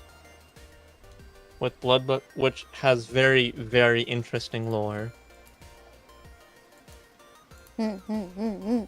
The basics of it is it's always enraged because it essentially had a bad childhood. That's essentially what Bloodbath Diablos is. It had a bad childhood. So now it's very edgy and doesn't like hunters specifically. It also does a thing where it'll start bathing in Hunter's blood, but we don't talk about that.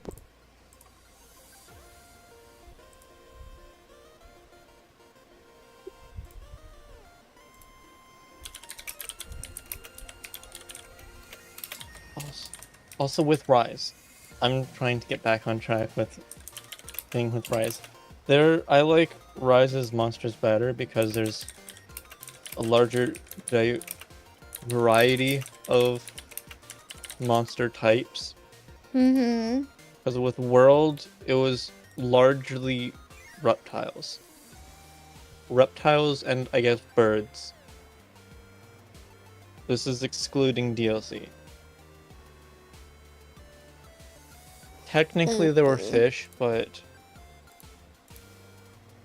they're fish. Mm-hmm. In main game there was only 2 of them. There was the lava fish and the fish.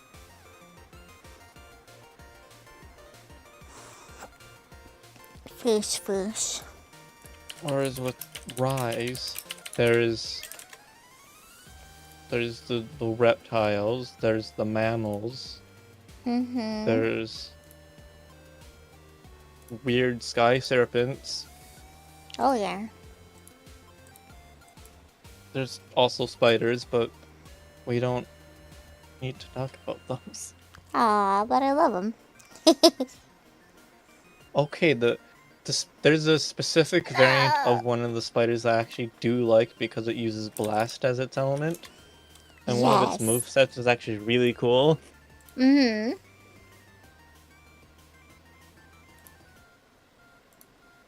But Oh, I just realized technically its normal variant uses fire.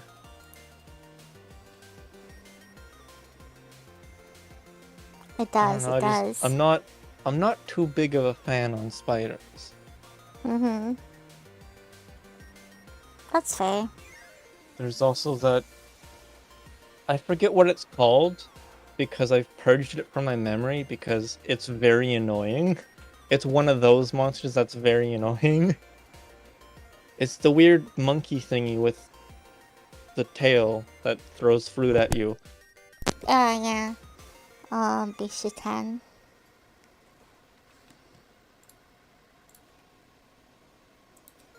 That's the only monster that I don't like. Just because of how annoying it is to fight. It can be obnoxious, yeah.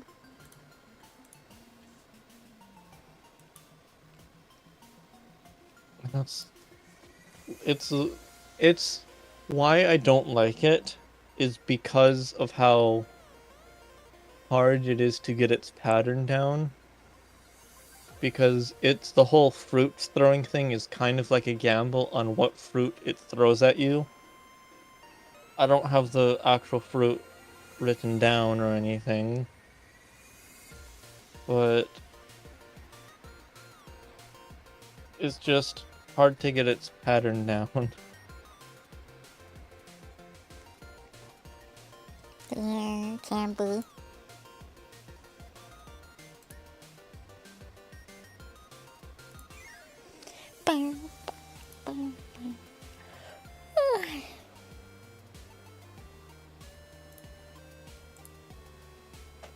Pretty sure they also have for all the monsters, their size is different from World. I don't know what the difference is, but I just know that they're... I think specifically one of the Elder Dragons that is not... How do I explain this without being spoiler heavy? Maybe... The animal that it is based off of can be symboled as pride.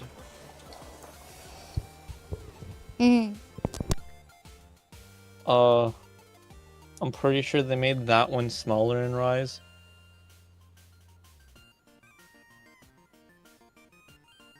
Like, significantly smaller.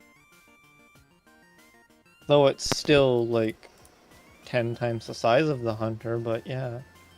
Still. Spoiler, statute of limitations for Monon. It do be getting late.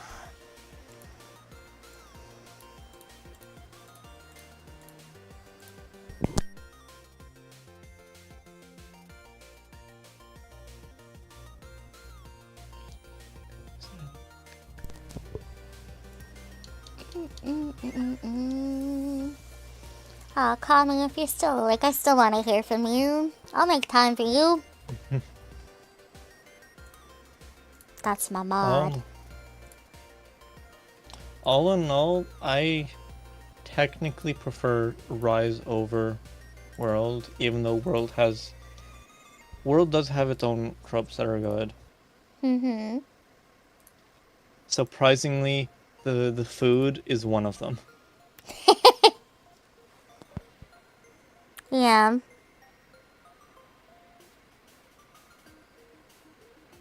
Which, yeah, just the food is really nice looking in World. That's one of the really good things about World. Yeah, the food does look really good in World. I like the Dongo in Rise, but I just also want like a full meal for my monster hunting. Yeah. Can I get Dongo as like an add-on? Yeah, I don't know why they did that because I don't actually quite know what Dongo is. But I would assume it's like a snack-esque. It is. It's a dumpling made with rice flour. Yeah. So they're like balls of mochi, almost, that are like flavored with things.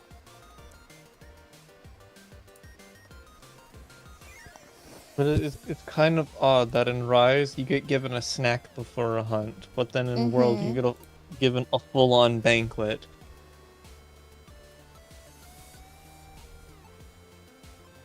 Yeah.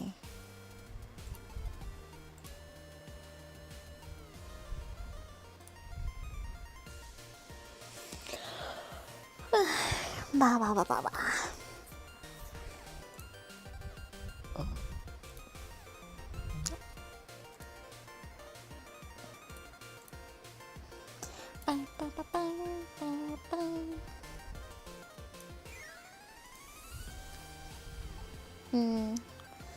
So do you think you prefer it over World? Yeah.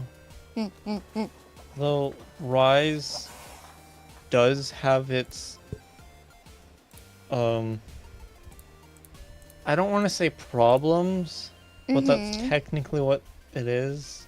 Yeah. I don't remember what they are.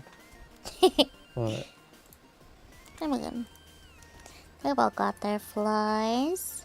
yeah. Well, that's the word. That's the word. It's also just, you know, a matter of personal taste and preference in some regards. I do like how that you can in Rise that you can go into a cutscene with like multiplayer. Oh yeah, and you for don't sure. have to, you know, yeah, because Definitely some it's quality really of life annoying adjustments there. Yeah, it's really annoying having to go into a cutscene alone and then survive for like a few minutes waiting for the person you're playing with to join in. Ugh. Especially if you're fighting something scary. True, true, true. Spooky.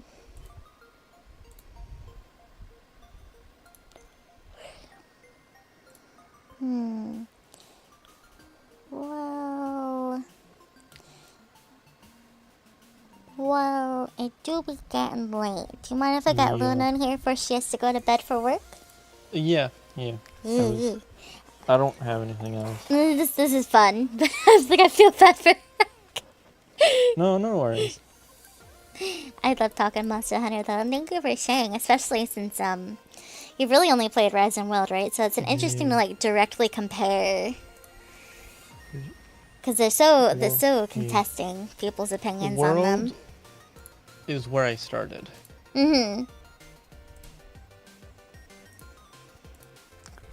Wow, I hope you continue to enjoy Monster Hunter when Wilds comes out.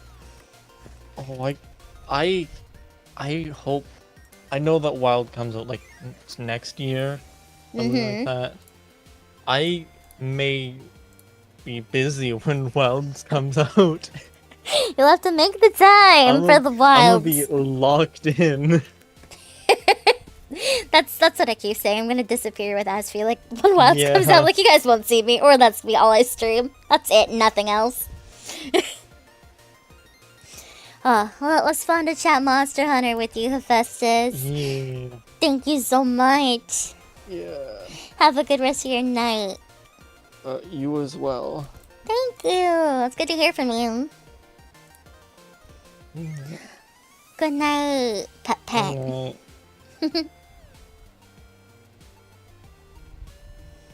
Where is my water bottle? Okay, Rebel, you ready? Call me if you're still awake after this. I don't mind dragging you in here. You've been patient.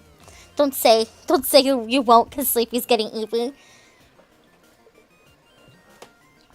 I think I won't make time for you. I'll fight you.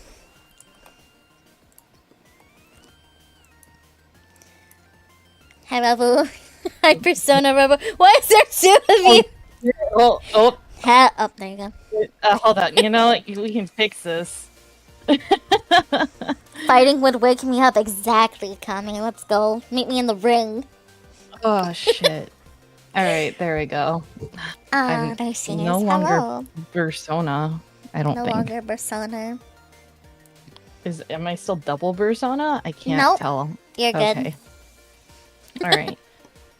Alright. I don't have too much. So we'll say Fujo hours. Yeah. Oh, I'm on top of you now. Okay. Yep. So I got Tropic of the Sea by Satoshi Kon. Mhm.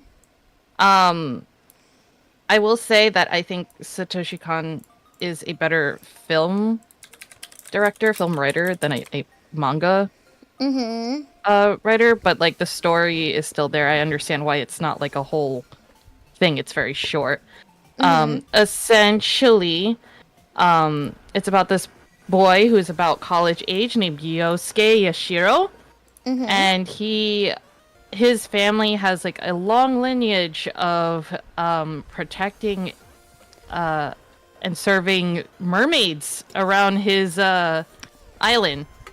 But they're all like, no one knows if they're like real or not. But his grandpa is like, this is totally real. This is the mermaid egg that the mermaid gave to me. And we have to protect I'm interested. So he's just kind of like, I guess I've been protecting it my whole life, but I don't know if any of this is real or not. And it's kind of just like a story of like following your traditions or like going against them, because like the dad is kind of just like, well, you know, the town needs to grow, and he's like the mayor or something, and he's just like, well, we need to expand the town. This old tradition's not getting us anywhere. And it just kind of like causes a whole bunch of problems. Oh no. Because you know, tradition goes hard. There's a reason why there's traditions, and he kind of like, it's like I guess like a coming of age sort of thing where do you keep in touch with your roots? Do you follow the traditions and like uphold them, or do you go against them and like stray away from them? And it kind of just like, you know, you need a little of both, but also you should definitely stay rooted in your culture, in your traditions, in what makes, you know, that kind of thing you. So that's essentially what it's about, without spoiling the whole thing, because it is a one shot. It's actually very short. Ooh. I love yeah. his work, so I'm very interested. Like, it's theatrically. So I'm curious to see. It's interesting. I would definitely say that I kind of wish this was like an OVA instead, because I feel like it would have visually been really good. Not to say that his like manga art is like bad or anything. It just doesn't convey the same. Right, that makes sense. Okay, so I don't have too much. The rest of it's just BL. That's fine. Fujo hours. It's now Fujo hours.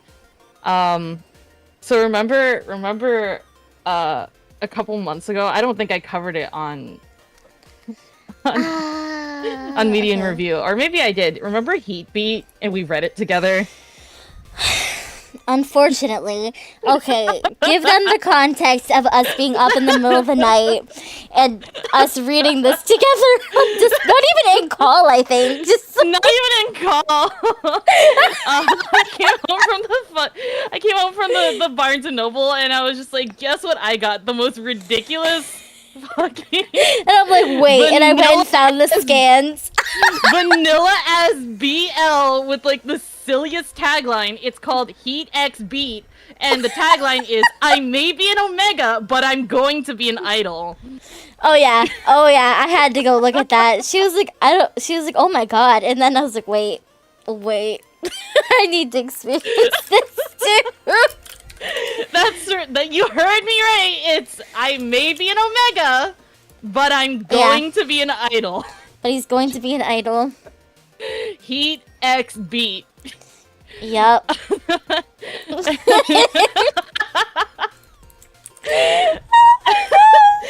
We can go over it, I guess, because since everyone's reacting this way, I don't think I even covered it when I did read it. No, we just read it in the middle of the night together. Yeah, we did. Not even in call, we just read it in the middle of the night together, sent each other screenshots. Gosh. Like, what the fuck is this? Not even, what is this, page 20? Page Oh my 21. God. Alpha comes up to the main character, who comes up to him, whispers in his ear, "Be my mate." Like, Yeah! no hesitation. I just found it. I scrolled down and immediately found it. It's so. I was gonna say bad. Okay, it's not. It's not even like bad enough to be called bad. It's just like. What is this? It's really And then he's corny. like, after he says it, he's like, by the way, I know I seem like a playboy, but I'm a virgin or some shit, right? Like, I really want it to be you. they didn't even know each other, right? So like, or They like don't. yeah, He smelled him. yeah, smelled he his Omega smelled smell. him, and then he was like, I'm ready to give you my virginity. Like, hello? What the fuck? All right. Yeah, jail, exactly. Oh my god. So So essentially, the premise of this is the main character Asahi is an Omega, and he's like worked his whole life to like become an idol, and he's like, I know I'm an Omega, but I wanna perform, even though like it doesn't make any sense because when I go through my heats, it's gonna be a problem. But he wants to do it anyway. Yeah. Right. So he pretends to be a beta. Of course. But he gets in, and they're all like, "Oh, this guy's a fucking Omega. We have to pass him off as a beta." And one of his idol mates is an alpha. Yep, and they and like you can't hide that. Set each other off. You can't hide that. It was pretty funny. It was pretty funny. It was actually. And I remember something like only through this context being like, wow, you're the one I want to sing with most, or something. Yeah. Like I don't know. It was so sudden. Yeah, it was. Wow. So yeah, there's like literally nothing to it except that it is exactly what it sounds like. But guess what? There is a heat beat too. Heat beat too. Not Heat Beat 2. You told me you got that and my jaw dropped. They contained the whole story. What is there left to do? It's in the same universe.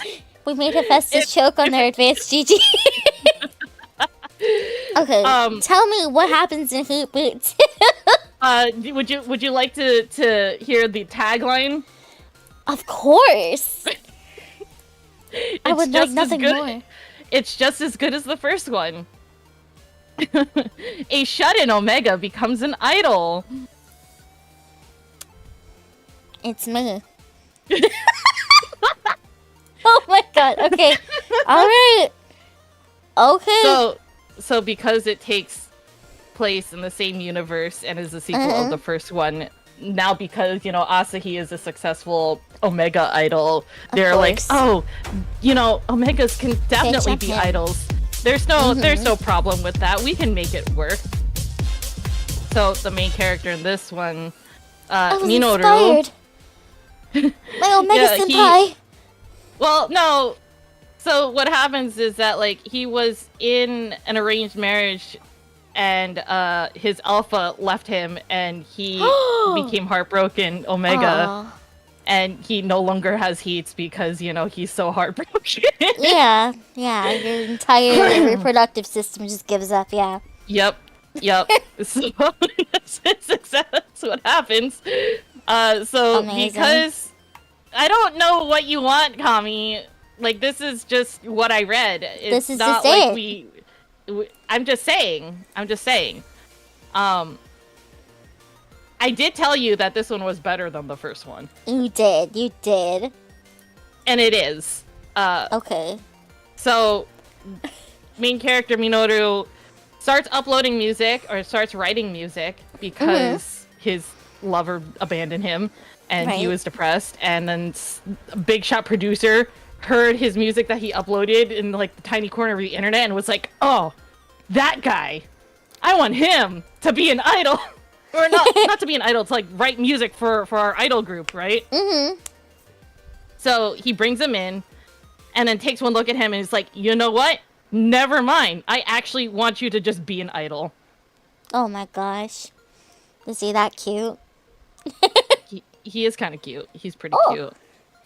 What does Omega mean? Okay, that's a story for a different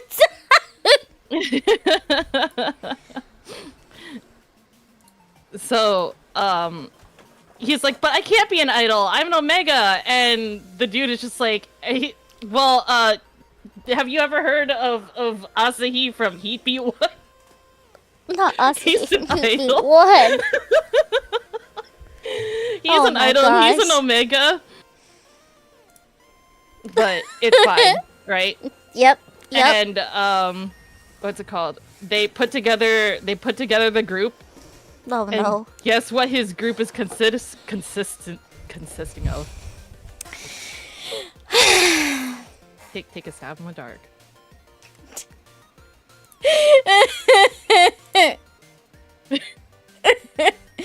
Alphas. It's him and 2 alphas. It's him and 2 alphas. How did I know? No. You know, okay. And Right. one of them, and one of them just kind of like takes a look at him and then just like hugs him out of nowhere and is like, "Oh wait, you know what? I'm sorry that happened. I know that was weird. I couldn't help myself. You're really cute." I mean, okay, accountability king, I guess. And the other one, the other one is just like a happy-go-lucky kind of guy. Like, oh, you know what? So he's the second male lead who doesn't get the guy. But the thing is, like, he doesn't even want the guy. Oh, okay, never mind. We're good then. Because we go through this, right?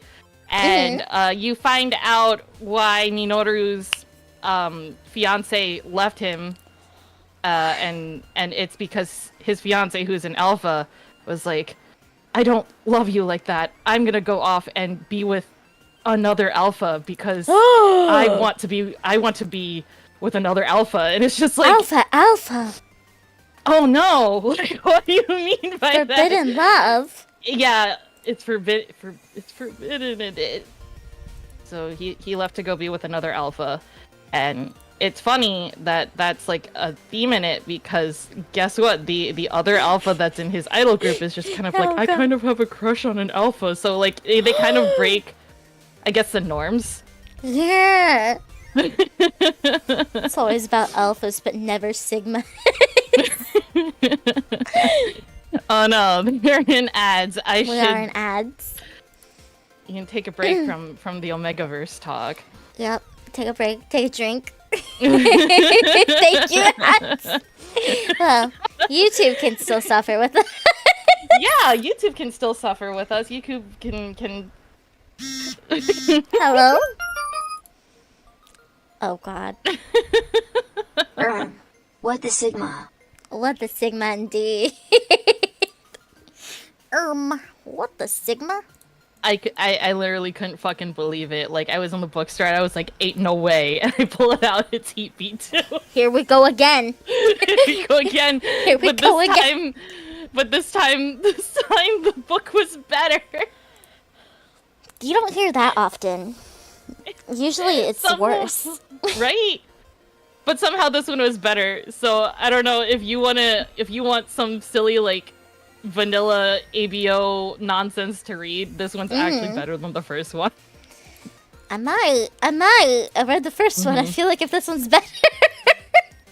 I don't want to spoil it then. Unless, yeah. But yeah, he goes through his backstory of okay. Welcome back. Welcome You back. didn't miss anything. You literally didn't miss anything. I'm not spoiling this because Rebel might read it. But yeah, essentially, it's like, oh, he gets deserted by his fiance because his fiance wants to be with another alpha, and it's like, there's at least like, you know, and he didn't ever like lead him on or try to lead him on. Yeah.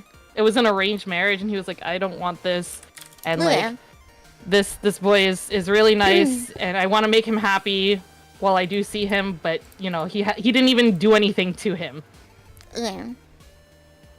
But it was just a tragic. Oh, my alpha deserted me, and now I no longer go through heats, and I Oh, I'm heartbroken. man. Poor boo boo. But yes. Yeah, that's Heat Beat 2. The rest of it is spoilers, but it's about, you know, this Omega that gets thrown into idlehood. Oh, yeah. Okay, the last one is a one-shot called The Yearning Fox Lies in Wait. Oh. By Endura, who is the same author as the one that I told you about, where it's like my boss is an RPG, is in the same RPG as me, and it's just silly misunderstandings. Turns out my online friend is my real life boss. That one. Yeah. Yeah. So it's just as cute, and it's a cute little one shot. It takes place in 1920 Japan. Oh. That sounds cute. Main character Kyo gets accepted to Tokyo University, and he's like, "Oh, I get to go to school in the big city," and he gets lost immediately trying to find oh my where he's like the lodgings he's supposed to like try and rent out, and on his way there, he runs into Ozaki. And Ozaki has this gigantic mansion. He hears he introduces himself, and Ozaki's just like, huh? Yeah, you can you just, you know, stay with me, it's totally fine, and just do some tours around my house, and I'll let you stay here for basically free. So, Ozaki is a kitsune. Hence the name, The Yearning Fox Lies in Wait. Cute. Yeah, and he's been there for quite some time, but guess what? He took in Kyo. Oh? After hearing his name. Oh? He was very close friends with his grandfather. Ah! Oh my gosh. Oh. So it's them Soft. like kind of bonding and going through it, and Kyo finding out like, oh, he knew my grandfather. Is that why he took me in? And like, there's some slight misunderstandings, but they develop a bond, and yeah, it's cute. It's a cute little one shot. Nothing bad happens in it. Nothing bad. Really? Or No, for real, nothing bad happens. Literally nothing bad happens in it. Like nothing bad happens. This and nothing spicy happens in it either. Okay. I picked it up because it was like, oh, it's by the same author. It's going to be cute. It's literally rated 13 plus, so it's like soft, fluffy BL. Cute. Yeah, I'm interested. It's cute. it's literally one shot, one manga long. I would recommend it. It's very soft. Cute. Yeah. Unfortunately, I don't have too much this median review. I did have one more, but I just like disliked it so much I didn't even want to talk about it. You know what? That's fair. That's fair. And it's because like I was getting through it, and then one of the ages for one of the characters got revealed, and I was like, how do I return a book? I gotta ask, what's the number? What was the age? It wasn't that bad. It was just like, I'm pretty sure it was just like barely 18, right? But it's like he's in high school, and it's just like you find out he's in high school, and it's just like, bro, You couldn't even make him college age. I can't say anything because Yamada-kun. At least he was graduating though.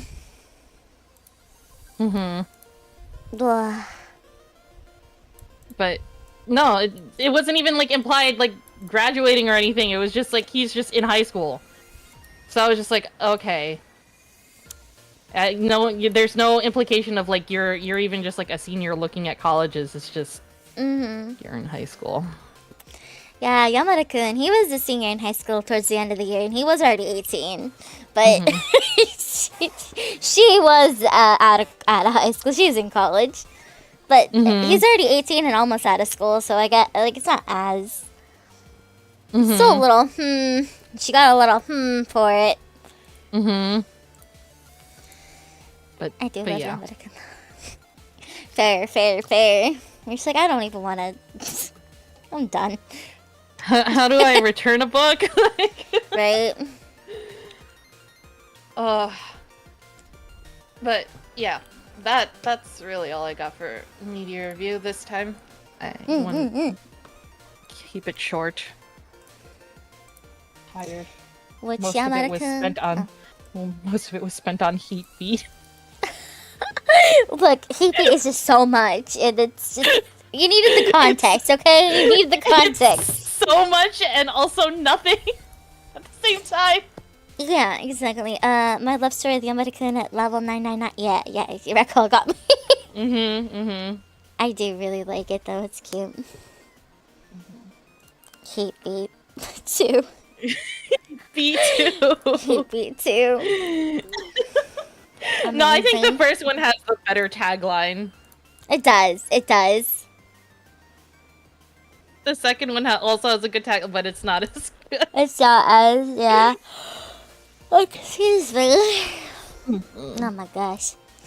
It's not as good, but it's still like, what? A Shonen Omega becomes an idol. It's no Heat Beat 1. I may be an Omega, but I'm going to be the idol. It's so punchy. It's right. Honestly, that tagline's why I bought it in the first place. Right? It's like, what the fluff? I gotta see what's going on here. Hey, someone catch Red Claw saying that in 4K. You know what? I got it. That out of context Red Claw screenshot.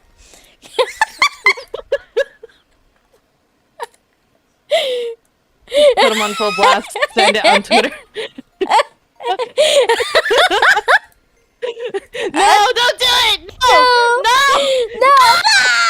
Oh my god, Kami, you undo that right now. Kami! Oh my god. I can't. Wait. Oh my god! I'm so tired.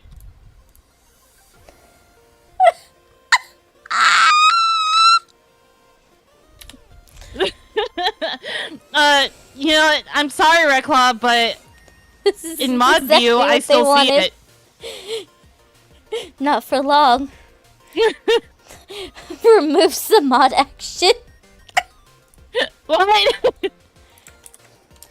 I just need this series of events. It's okay. We screenshot it already. It's Yep, over. it's true. Sorry, Red Claw. Yes, Wilty has one too.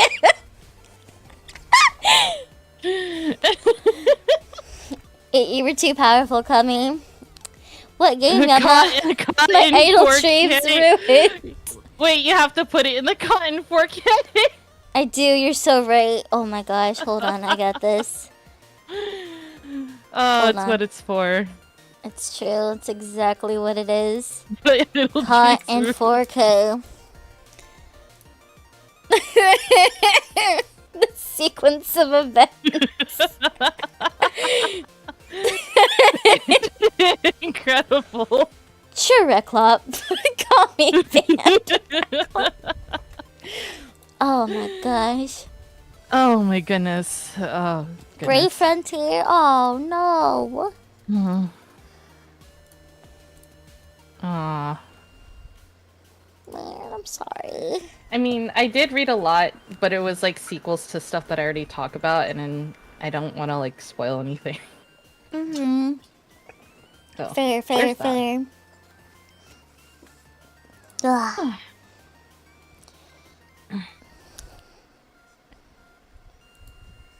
Kami, do you want to talk for a little bit after Luna? You still awake enough?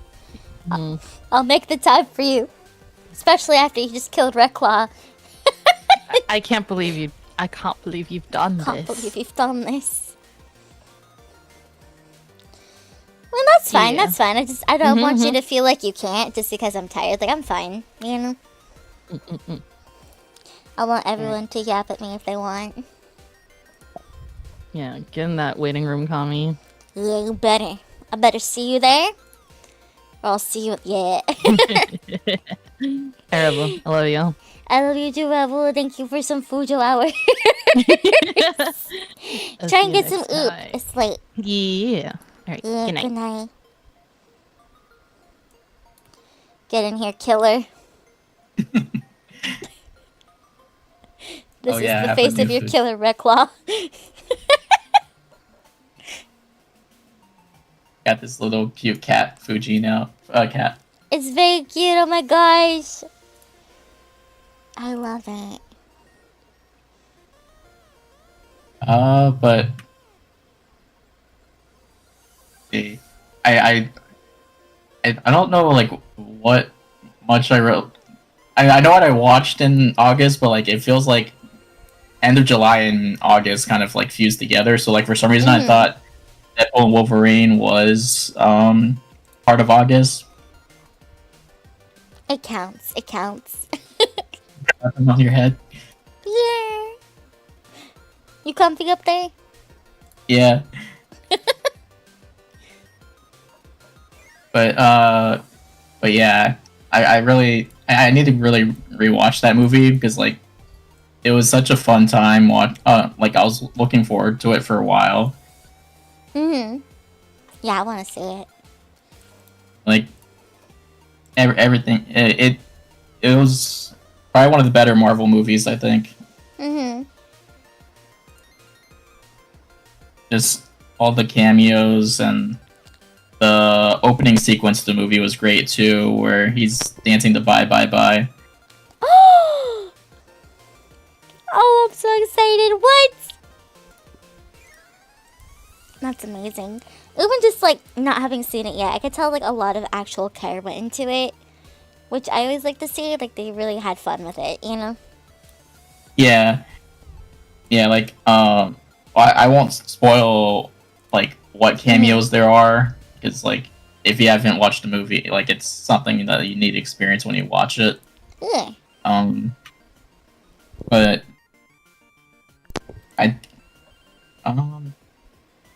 I can't really say much without spoiling. But yeah, it was it was nice just like seeing Deadpool being like I guess I can't really say like well it's like in the MCU but like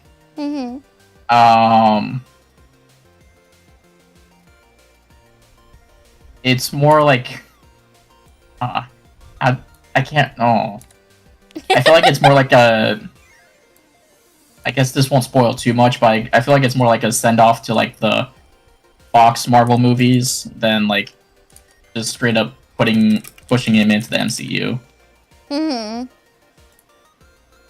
Yeah, and it was really nice seeing Hugh Jackman as Wolverine again, especially in the yellow suit. Yeah, I'm really excited. Oh my gosh, Hugh Jackman's great. Yeah. But yeah, other than that, I guess I watched some anime. Like the main one I was watching was the Monogatari series, Off and Monster Season. Which that's kind of hard to explain too without spoiling previous seasons for people that haven't watched it before. Oh, that's probably true, huh? I didn't think about that. Makes sense. But like, it's pretty much. I guess you could pretty much say it's like a focuses on the other characters more. It's like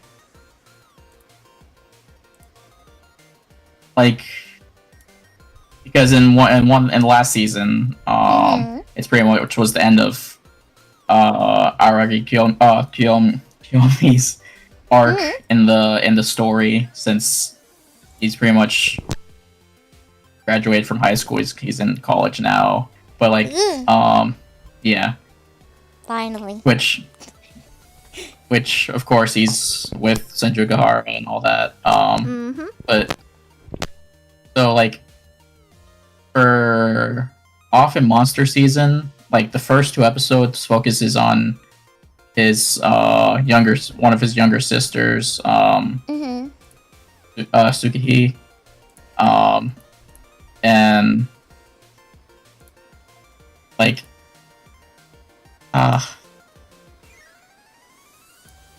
basically one of the other characters in the anime is like essentially trying to think of how to explain this.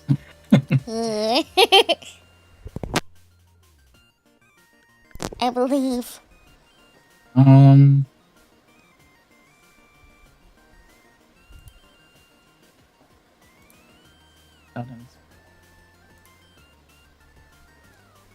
Oh, too many spoilers. Gotta toe the basically, line.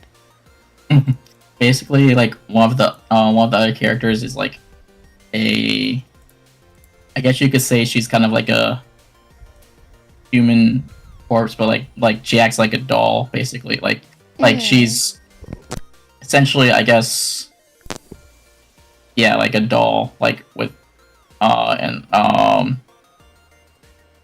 so like in one of the previous seasons, like the Aragi's younger sister pretty much was gifted her as a doll, so like she doesn't know that it's actually like alive per se. So like in the first episode, like she in like the first episode of the season, she like goes off to school and whatnot, and that's when the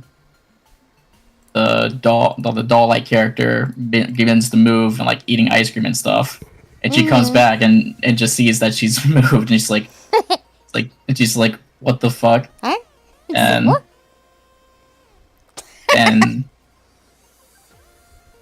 and what she ended up doing to is explain like, oh, I'm basically a magical girl, and I need to solve this thing, and then I'll go back to being a doll, essentially, just to get her to like fuck off.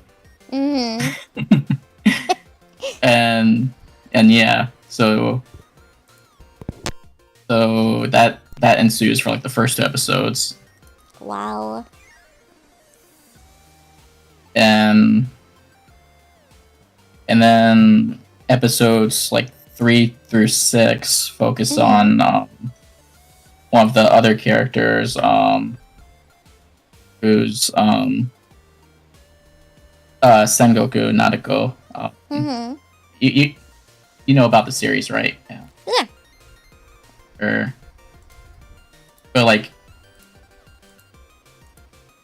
But it focuses on her, like how she's like trying to she's like middle schooler trying to become a manga artist right now, and like she doesn't have the time to do what she wants in like a year. So like the doll-like character. Oh, let me just say her name instead of saying doll-like character every time. Ononoki like pretty much comes to her. It's like, oh, you can make pretty much copies of yourself to help you with writing your manga. But so she makes copies of her past selves from like events that happened in the previous seasons, and it doesn't go as planned, and pretty much has to go around town trying to catch them. and turn them, or well, yeah, pretty much just try to catch them, and yeah. So far, I'm really enjoying it. I think there's supposed to be 12 episodes. There's currently 7 episodes out right now. Oh, really? Yeah. Huh. Where would you But, say yeah. you like it so far compared to other Monogatari seasons? I mean, I like all of Monogatari, so Yeah. like it's like, pretty "Man, much like it's still good. yeah, it pretty much just picks up where this left off, and I think it's just really good. Like style of it's still the same, and it's just a lot of fun. And also I want to talk about, I guess, like about like the opening and ending song for the anime. I guess I know I posted it in media a couple days ago. Like They're really good. yeah, and like the full ending song for that by Yasobi is like really good, and like it does a really good job of like capturing what's going on in the, like the lyrics do a good job like capturing what's going on in the season so far. Oh, that makes me more interested, honestly, because I was like, ooh, cool song. I was just like looking into the English lyrics. I'm like yeah, this pretty much goes hand in hand with what's happening in the anime. And it's just such a good song too. It is. It really is. Like I'll post the Yeah. full song with the lyrics and in media. Let's go. Yeah, if you're a fan, of the series, it's definitely like good to watch. Like, but like I know the Monogatari series isn't for everyone, especially with some of the. Well, I mean, it's a very stylistic anime, and it could be like very like dialogue heavy as well. And then there's also like certain scenes, like I think Luna mentioned in the chat the toothbrush scene, which happens in Nisei Monogatari, which transcends but fans. I mean, there is moments of well, like throughout the series, there's obviously moments of fan service, but like most of the time, it's like, I guess, kind of necessary to the plot. I mean, if you could say that, but like, because for most of the story, we see it through Araki Kyomi's eyes, so like obviously he's gonna have more perverted thoughts than some of the female. Well, I mean, there are certain seasons where like we see the anime from see it from the perspective of one of the girls as well. So, I regret to inform everyone that teenage girls are fucking freaks too. Okay. I regret to break your say-so bubble, but no, that it in my opinion, it really is like peak anime. Like I don't know, I just love like the whole story behind it and everything. So, but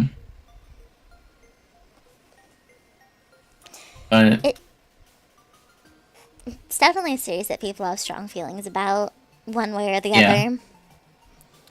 I think everyone should watch at least one Monogatari season at least once.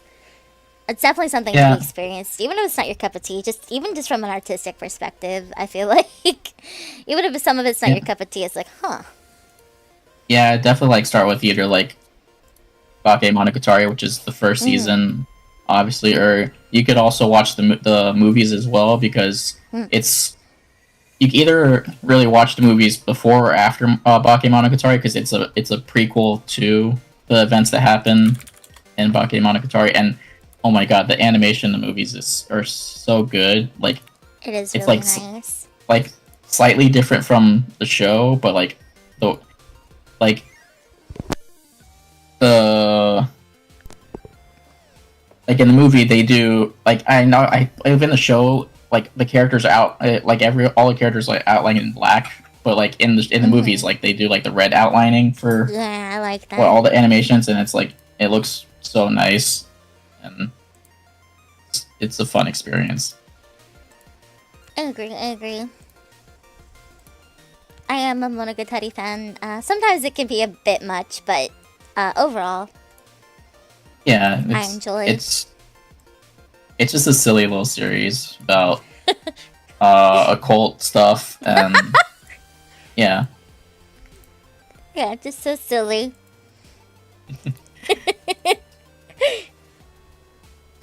Definitely just a silly little show, guys. Just a silly little show. Just us. Oh my gosh. I am extra interested in the new stuff, though. It's just a silly little show.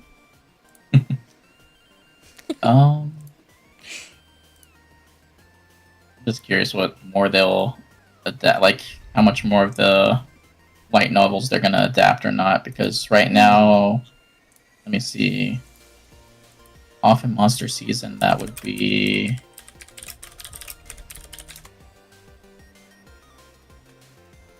okay, so that it's basically like almost finishing up the story for the most part. I think like there's after off in Monster Season there's like two more light novel. There's gonna be like two more light novels. One's already out, I think. And yeah. So I'm just looking forward because Shaft does such a good job with the show, so with the anime. So it's put a lot just into like it. yeah, just like a perfect fit for Shaft. With their like animation choices and stuff like that, like how you said, like with like how they do like the head tilts, and then with the text over the screen and stuff like that. It's fun. It is very iconic of them. But yeah, I think that's all I mainly have for the August media in review. I feel like I watched some other stuff, but my mind's blanking right now, and I can't think of anything. So That's fair. It's late. You know, sometimes being on the spot's like, for me anyway. yeah, like, guess that's about it. Well, you had some good stuff.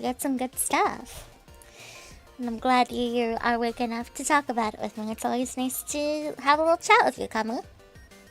Yeah, and it if I wish I could explain it better, but like it's hard to without like going either into too much detail or like spoiling things that for someone that hasn't watched it yet.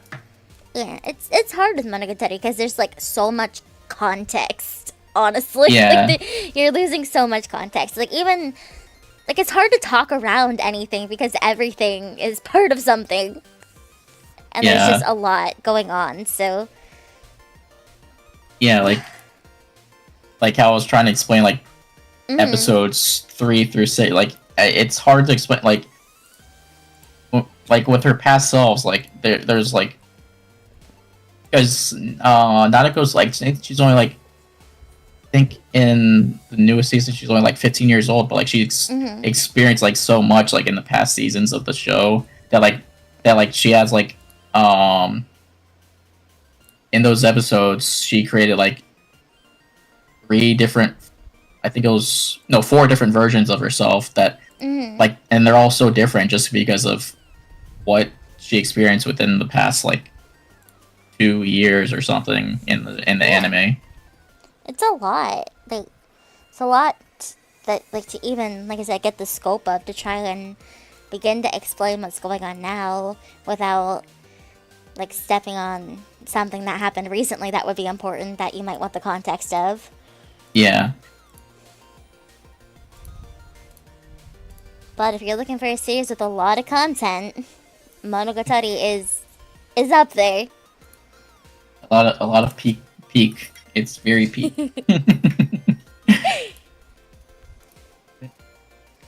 But yeah, it was nice to talk about that. Yay!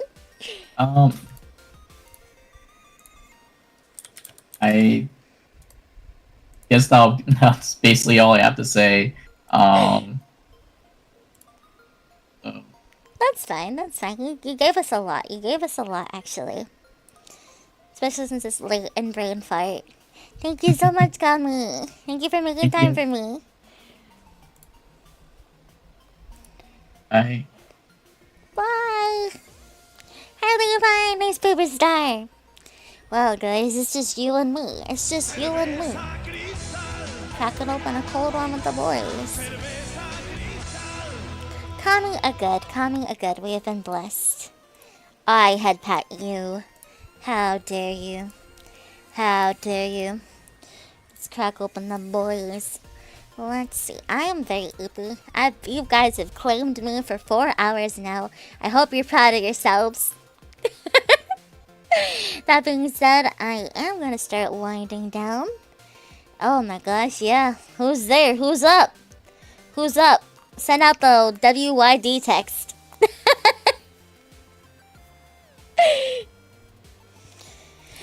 You up, text? You up? Pengoshi is on. Is Pengoshi on? Pengoshi's on! Yes! Nice, okay. But it's mostly been working on your backlog for anime and such. How's that been going? I head pat the Umi.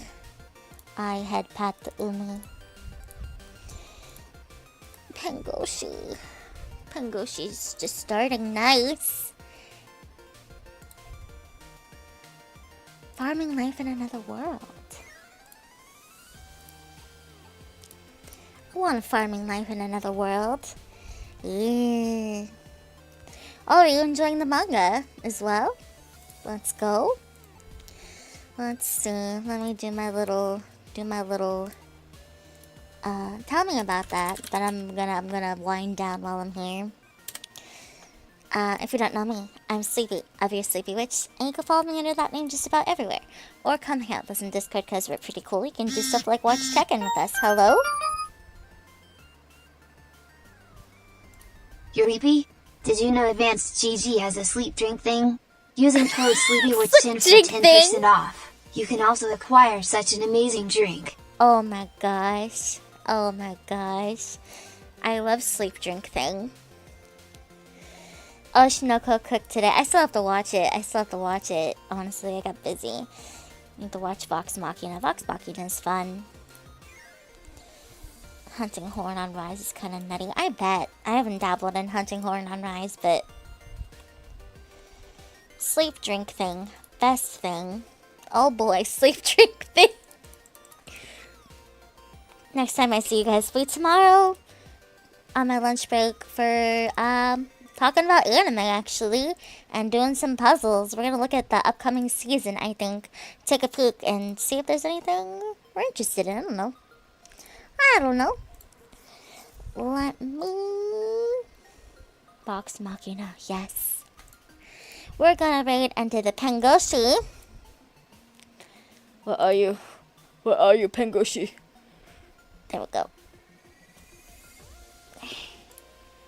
Oh, and I closed the tab because why wouldn't I?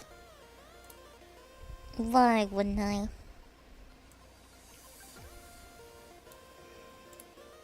Ugh. Thank you for hanging out.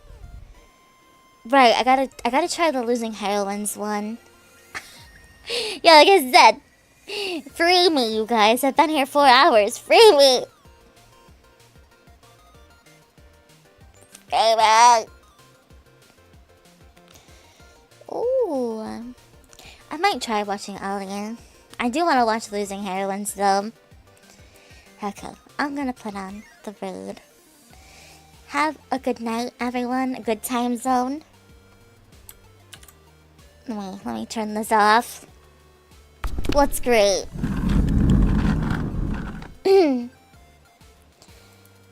Love after world domination. Yeah. If you want to join us in a raid message, like Kami put up there, we usually do Sleepy Invade with or without the emote. Hey, be nice to Eros, be nice to Pengoshi. I'm glad you had a good time. Thank you for hanging out with me. Thanks for yapping with me. Thanks for listening to me. I'm very blessed. I'm very blessed. YouTube, you guys can't go with them, but that's okay, because we'll have our fun over here. Don't you worry about that. I'll see you guys tomorrow, though. If I see you. If I don't, have a good rest of your week. Or don't punt his ass. I mean, you have to ease into it, right? Right? You can't just go 1,000 years of death! I mean, I guess you could. Okay, starshines, be good. Take care. See ya. Bye-bye, shoes. You could get his ass. Get his ass. Invade his ass.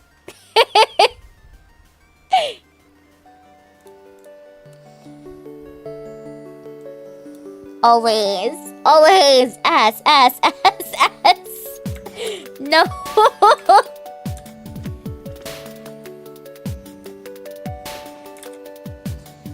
Oh my god.